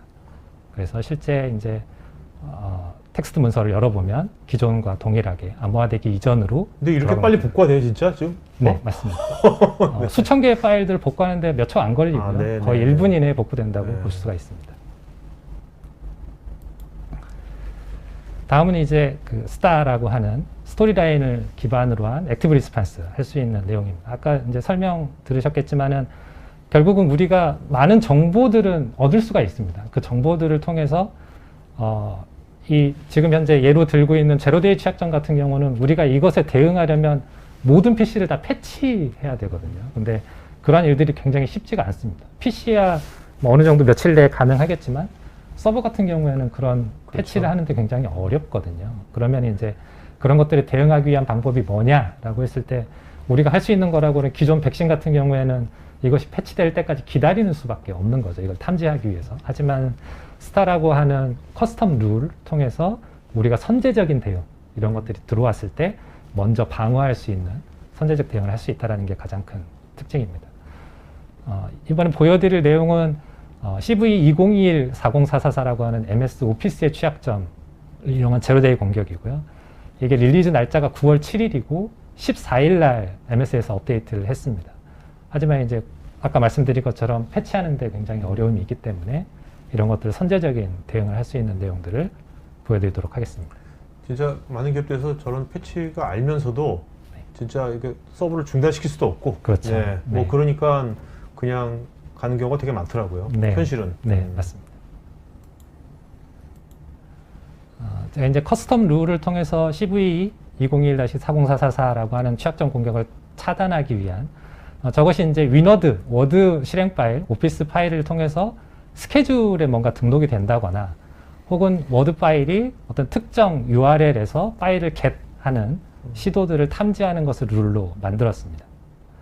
그래서 실제로 CV 코드를 가지고 있는 제로데이 취약점을 가지고 있는 워드 파일을 실행하면 저렇게 워드 파일이 서버로부터 뭔가 정보를 가져오려는 시도가 보입니다. 그리고 본문에는 실제로 이제 이미지를 표시할 수 없습니다만 메시지가 뜨고 있는데 실제 공격은 이루어진 거죠. 만약에 저 공격이 성공을 하게 되면 리버스 쉘과 같은 것으로 공격자가 시스템의 임의 코드를 실행할 수 있는 그런 상황이 되게 됩니다. 그래서 탐지된 거를 보면 이제 말리셔스한 어떤 행위들이 탐지되었다라고 하는 것들을 볼 수가 있고요. 실제 탐지된 것을 보게 되면 저기 커스텀 룰을 통해서 탐지되었다라는 메시지를 볼 수가 있습니다. 그래서 이제 이것이 이제 우리가 어떤 악성 코드에 대한 탐지를 하기 위해서 우리가 기다려야 됐던 시간들을 우리가 선제적으로 룰을 만들어서 탐지할 수 있다는 것이 굉장히 큰 특징이 되겠고요. 그 다음에 이제 위협에 대한 디테일, 그 안에서 스토리 라인을 다시 보게 되면 이 위협이 어떠한 일을 수행했는지 확인을 할 수가 있게 되는 거죠. 그래서 스토리 라인 안에 아까 보셨던 것처럼 어떤 이벤트들이 굉장히 많이 발생하는데 이게 말리셔스한 인디케이터라던가 네트워크에 대한 활동들 그리고 파일에 대한 활동들 스케줄러에 등록을 했기 때문에 스케줄과 관련된 내용들도 여기서 확인할 수 있다는 걸 볼 수가 있습니다. 이 안에 보면 이제 파일과 관련된 활동들이 나오게 되고 네트워크 활동들에서 위너드, 워드 파일이 네트워크 활동을 할 일이 사실 없거든요. 이 파일이 어떤 특정 사이트와 접속을 80 포트로 접속했다라는 걸 확인할 수 있고요. 여기 이제 URL을 통해서도 아까 우리가 커스텀 룰에 등록한 것처럼 어떤 특정 사이트에 접속을 했다. 그리고 어떤 파일을 가져오려고 시도했다라고 하는 것들을 확인할 수가 있죠.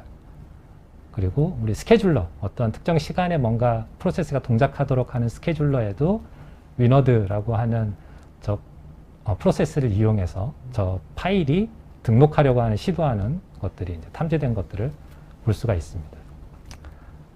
그리고 이러한 것들이 이제 탐지가 되었을 때 우리가 할 수 있는 거는 복구하는 거죠. 그래서 이 인시던트를 통해서 우리가 EDR이라고 하는 것이 모든 행위를 기록을 했기 때문에 그 기록을 바탕으로 해서 우리가 다시 롤백을 수행할 수 있도록 됩니다. 그래서 저 제로데이 취약점을 이용해서 공격이 일어났을 때, 물론 이걸 자동으로 할 수도 있습니다. 지금은 네네. 수동으로 보여드리고 있지만 탐지가 되었을 때 바로 조치하는 것도 아까 가능하고요. 룰을 그렇게 만들면 되는 거죠? 네, 맞습니다. 룰을 만들 때 자동 대응할 거냐 볼 수가 있죠. 그러면 저 프로세스가 실제로 킬이 되었고 리미디에이트와 롤백이라고 하는 부분들이 나오는데요. 실제로 뭔가 수정되었다, 레지스트리가 수정되었다거나 혹은 파일이 수정되었다거나 하는 부분들이 전부 다 교정 네네. 정상 상태로 복구된 것들을 확인할 수가 있습니다. 네, 여기까지 이제 제가 준비한 데모를 모두 보여드렸습니다. 최 이사님, 최 이사님도 이제 예전에는 기존에 이제 패턴 위주로 하는 그런 백신 네, 그런 쪽을 또 하셨잖아요. 맞습니다. 네, 그걸 네. 하시면서 이제 센터원 이걸 보시고 직접 이제 하시면서 가장 뭐 어떤 드는 와우했던 건 뭐예요? 본인이 와우했던 거는. 당연히 이제 가시성 부분이 완전히 차이가 나고요. 기존에는 어떤 abc.exe라고 하는 악성 코드가 들어왔다. 그러면 기존 안티바이러스 솔루션들은 abc.exe가 어떤 악성 코드이고 삭제했습니다만 보여줬거든요. 근데 센티넬1 같은 경우에는 그 악성 코드가 들어와서 무슨 행위를 했는지도 보여주고 거기에 이제 가장 중요한 거는 정상 상태로 복구할 수 있다는 게 가장 큰 차이라고 네네. 볼 수가 있겠죠. 그러니까 사실 그렇게 다 보여준다는 것은 이게 AI가 이제 이걸 학습하고 이제 대응하니까 맞습니다. AI 학습할 때 그 다 있어야지만 학습할 수 있지 않습니까? 물론이죠. 이제 네. 그러니까 그런 것들이 보일 수도 있는 거고, 네. 하여튼, 그러니까 AI가 사람이 어떻게 보면 이제 AI의 관점으로 그 이런 행위들을 보게 되면 사람이 옛날에 못 봤던 관점도 볼 수 있을 것 같기도 하고요. 어떻게 보면. 맞습니다. 그렇죠. 이제 기계가 학습하는 것에 저희 센티넬1의 보안연구소에 있는 분들이 거기에 슈퍼바이즈드 모드로 결국은 학습을 수행하게 되거든요. 그래서 사람이 개입하는 이런 AI를 도입했기 때문에 그런 부분들이 이제 최신의 기술들을 접목해서 만들게 되는 거예요. 앞으로는 그러면 우리가 지금 이게 방어하는데 AI를 쓰고 있는 거지 않습니까? 네, 맞습니다. 그러면 공격자들도 이제 공격을 할 때 AI를 어떤 식으로 이용하게 될까요? 공격자들은. 이미 수년 전부터 나온 얘기죠. 공격자들도 이제 AI를 사용하고 있다라고 하는 것이 얘기가 되고 있고, 결국은 공격자들도 만들 때 모두 이것들이 탐지되지 않을까라는 생각을 하고 만들게 되거든요. 그러다 보니까 이제 그런 것들을 이제 AI로 활용하게 되는 거죠. 어떻게 하면 이 탐지를 회피할 것인가 라고 하는 것에 이제 중점을 두게 되는 거죠. 네네네네. 어떻게 보면 이제 그 공격하는 측도 이제 AI하고 공격자가 같이 협업을 해서 만드는 거고, 이제 수비도 마찬가지로 이렇게 되고, 네, 공격 수비가 이게 같이 AI 인간이 같이 협업해서 같이 공수를 하는 그런 세상이 이제 오고 있는 거네요. 지금 네, 온 것 같기도 하고 이미. 네, 네. 알겠습니다. 오늘 고맙습니다. 네, 감사합니다. 네, 여러분 좀 개별적인 여러분 답글도 있으니까요. SK에서 답글도 체크해 보시고요. 자, 이유진님께서요. 여러분 지금 설문조사 하고 있으니까요. 여러분 설문에서 아까 최선 말씀하셨듯이 실제 이거는 아무래도 백미불여경이라고 한번 체험해 보시는 게 중요할 것 같아요. 이거 내가 한번 테스트 해봐야겠다 하신 분들은 POC 거기에 선택하시면 되겠습니다. 자, 이유진님께서요. 국내에서는 삼성 SDS로 인해서 센티넬1이 SDS에 투자했으니까, 그죠? 네, 맞습니다. 알려졌지만 해외 쪽은 크라우드 스트라이크가 더 강세인 것처럼 보이는데 비슷한 타사 차세대 EDR 대비 담당자가 센티넬1을 선택해야만 되는 특장점 무엇일까요? 네.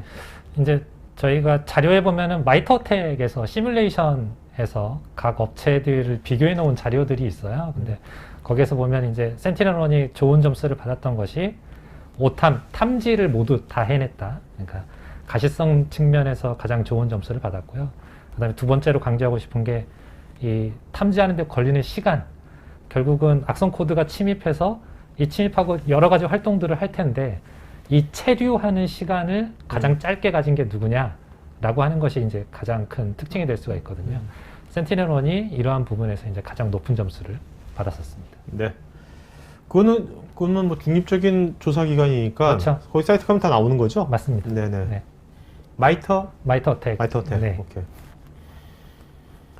이효숙님, 저희는 SIM, ESM, NTA, APT, EDR 등을 일부 개별 관제와 분석하고 자체 개발한 AI 기반 SOC를 통해 보안 관제를 하고 있습니다. 와, 여기는 뭐 굉장하네요. 스타를 통하면 개별 관제를 없애고 통합 관제와 자동 대응, SOA, 플러스 XDR 등을 구현할 수 있을까요? 아, 네. 이 스타를 조금 더 설명을 드리면, 스타가 결국은 이 CIEM에서 분석하기 위한 상관관계 분석 룰이 있는데, 이거를 스타로 저희는 표현을 하고 있는 거거든요. 그러니까 이제 이거는 별개의 솔루션으로 볼 수는 없고요. 대신에 이제 스타를 이용하면 CIEM에는 너무나 많은 이벤트들이 쌓이잖아요. 그 이벤트들을 필터링하는 효과를 줄 수 있습니다. 그래서 센티넬-1에서 필터링된 데이터들을 CIEM으로 넘어가게 하고 그 CIEM과 SOA를 연동하는 거죠. XDR도 하나의 작은 CIEM이라고 보시면 되거든요. 그래서 이런 개념을 조금 더 이해하시는 게 필요할 거라고 보여집니다. 네.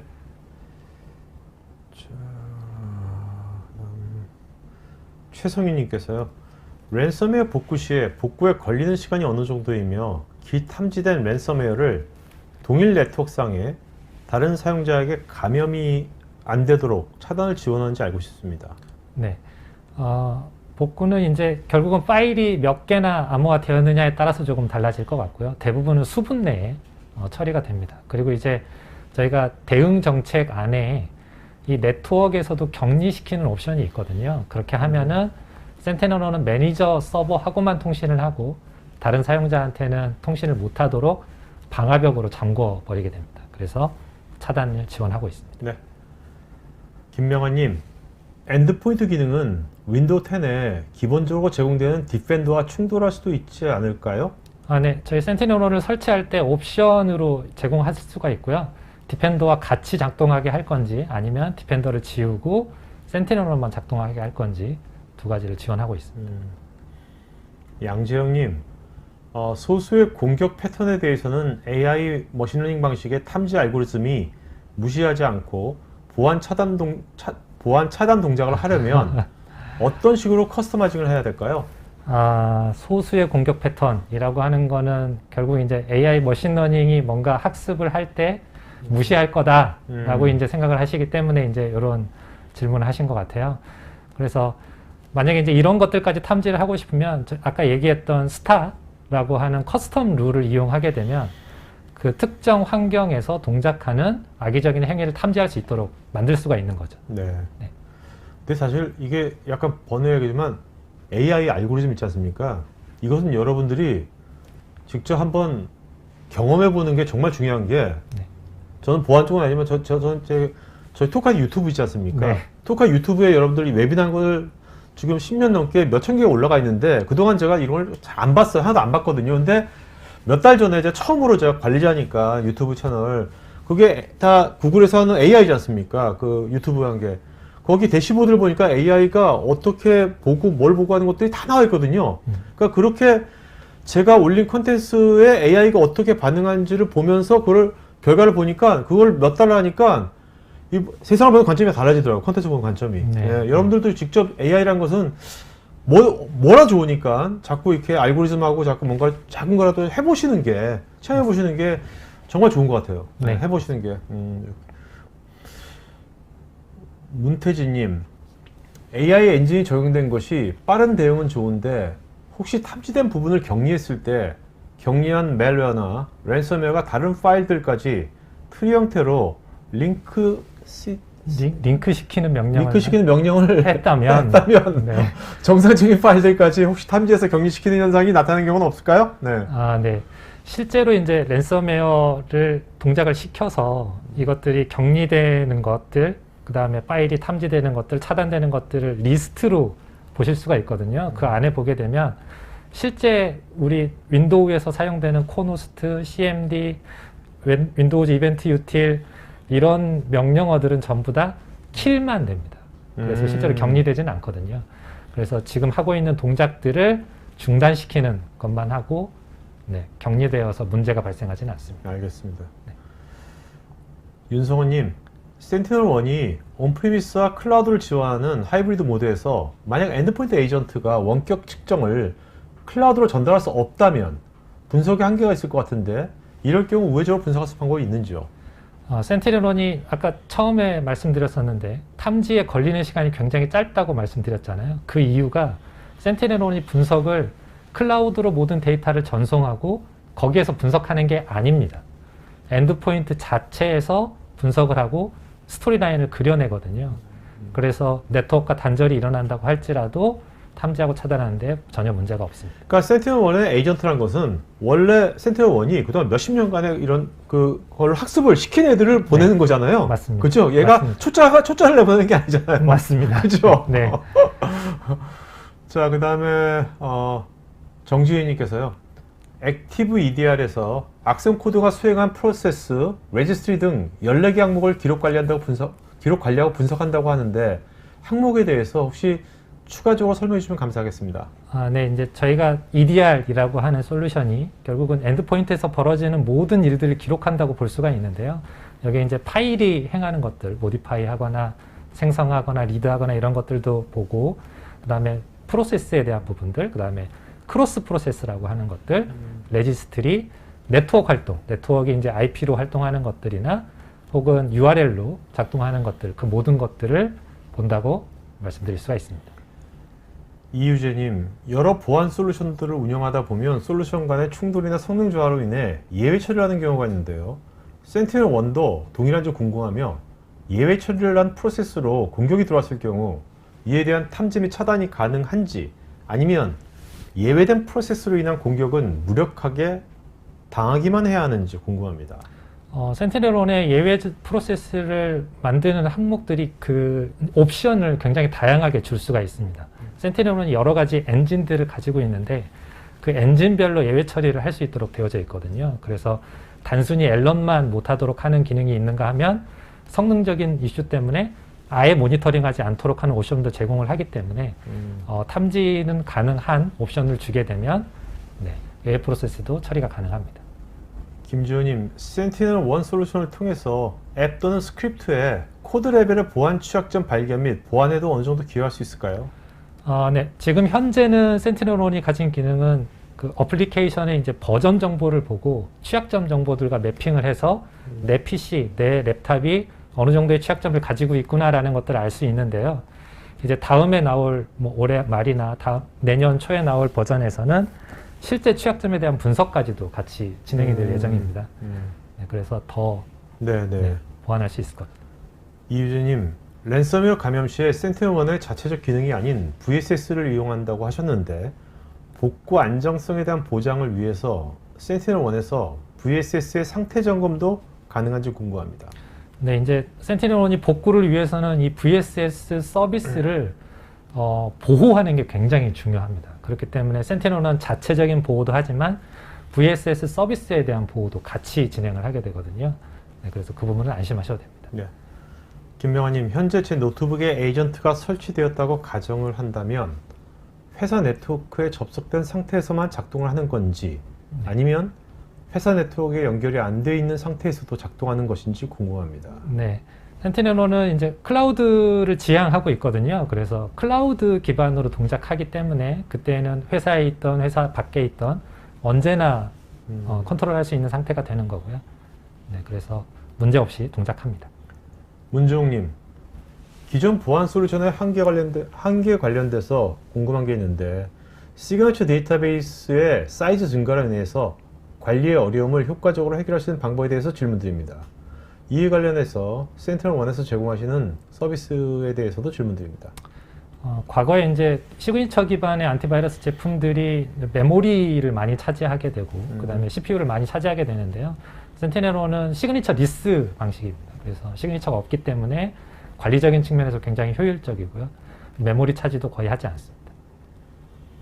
최성태님, 랜섬웨어 공격 메일의 경우에 실행 파일, 압축 파일뿐만 아니라 한글, 오피스 파일, PDF 문서에 대한 분석은 어떻게 수행되는지요? 네. 센티넬-1이 가지고 있는 엔진 중에 도큐먼트 관련된 엔진이 따로 있을 정도입니다. 그래서 그 안에서 일어나는 파일리스 공격이라던가 도큐먼트 내부에 있는 실행이 가능한 스크립트 혹은 XML과 같은 내용들까지도 다 분석을 수행할 수 있도록 되어 있습니다. 뿐만 아니라 이 문서 파일 자체를 탐지하지 못한다고 할지라도 문서 파일 내에서 수행되는 스크립트 혹은 그 다음 액션들이 위협한 행동일 경우에 탐지를 수행하기 때문에 저런 부분들은 문제없이 탐지가 가능합니다.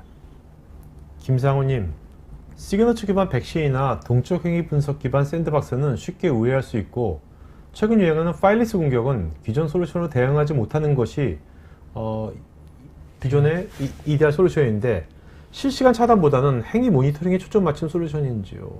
뭐 두 가지라고 볼 수가 있겠죠. 저희 그 센티넬 엔진 자체가 AI 기반의 행위 기반, 그 다음에 정적 분석 할 수 있는 엔진이 있고, 그 다음에 비헤비어 기반의 행위 기반으로 초점을 맞춘 요 크게는 이제 두 가지 엔진을 가지고 있다라고 볼 수가 있습니다.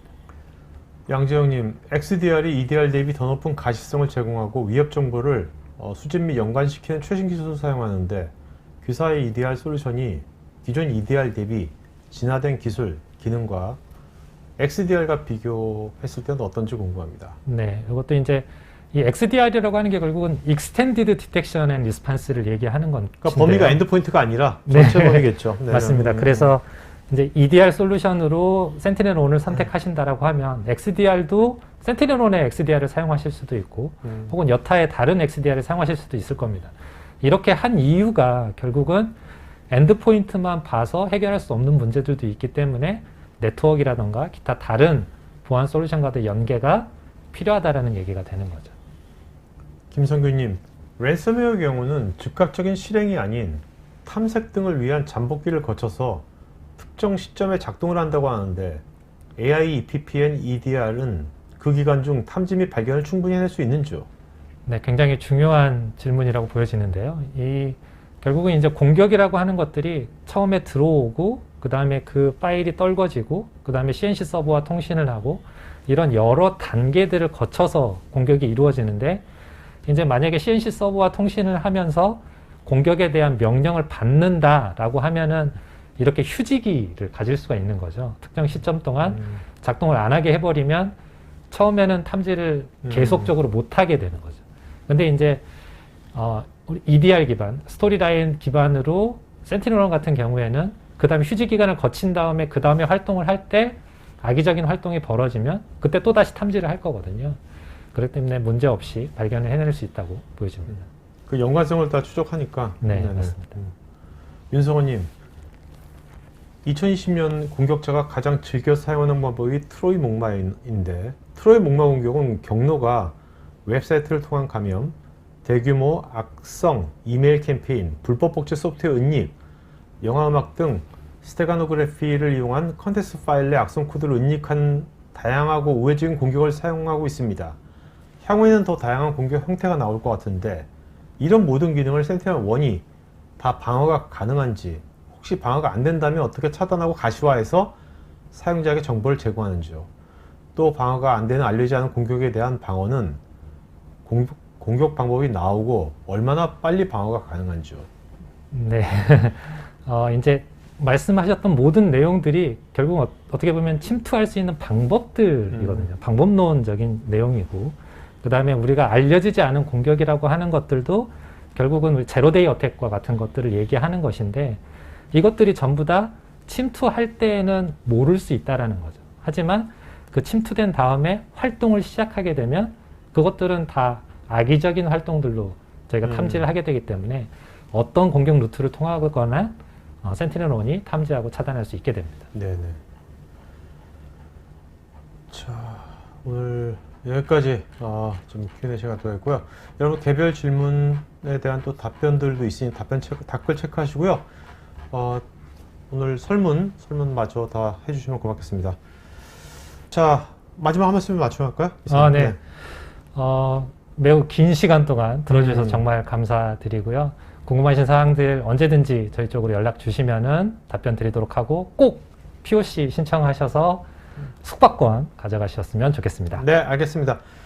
자, 그러면 이제 이번 주 이렇게 잘 보냈고요. 다음 주에도 여러분 건강하게 다음 주에도 온라인으로 다시 만나 뵙기를 기대하겠습니다. 자, 여러분 남은 오후 잘 보내십시오. 오늘 이걸로 방송 마치겠습니다. 고맙습니다. 고맙습니다. IT 전문 방송 토크IT에서 테크 분야별로 짧고 진한 시리즈 영상들을 편하게 골라서 보실 수 있습니다. 구글이나 네이버에서 한글로 토크IT 치시거나 토크IT.tv 사이트로 오시면 됩니다.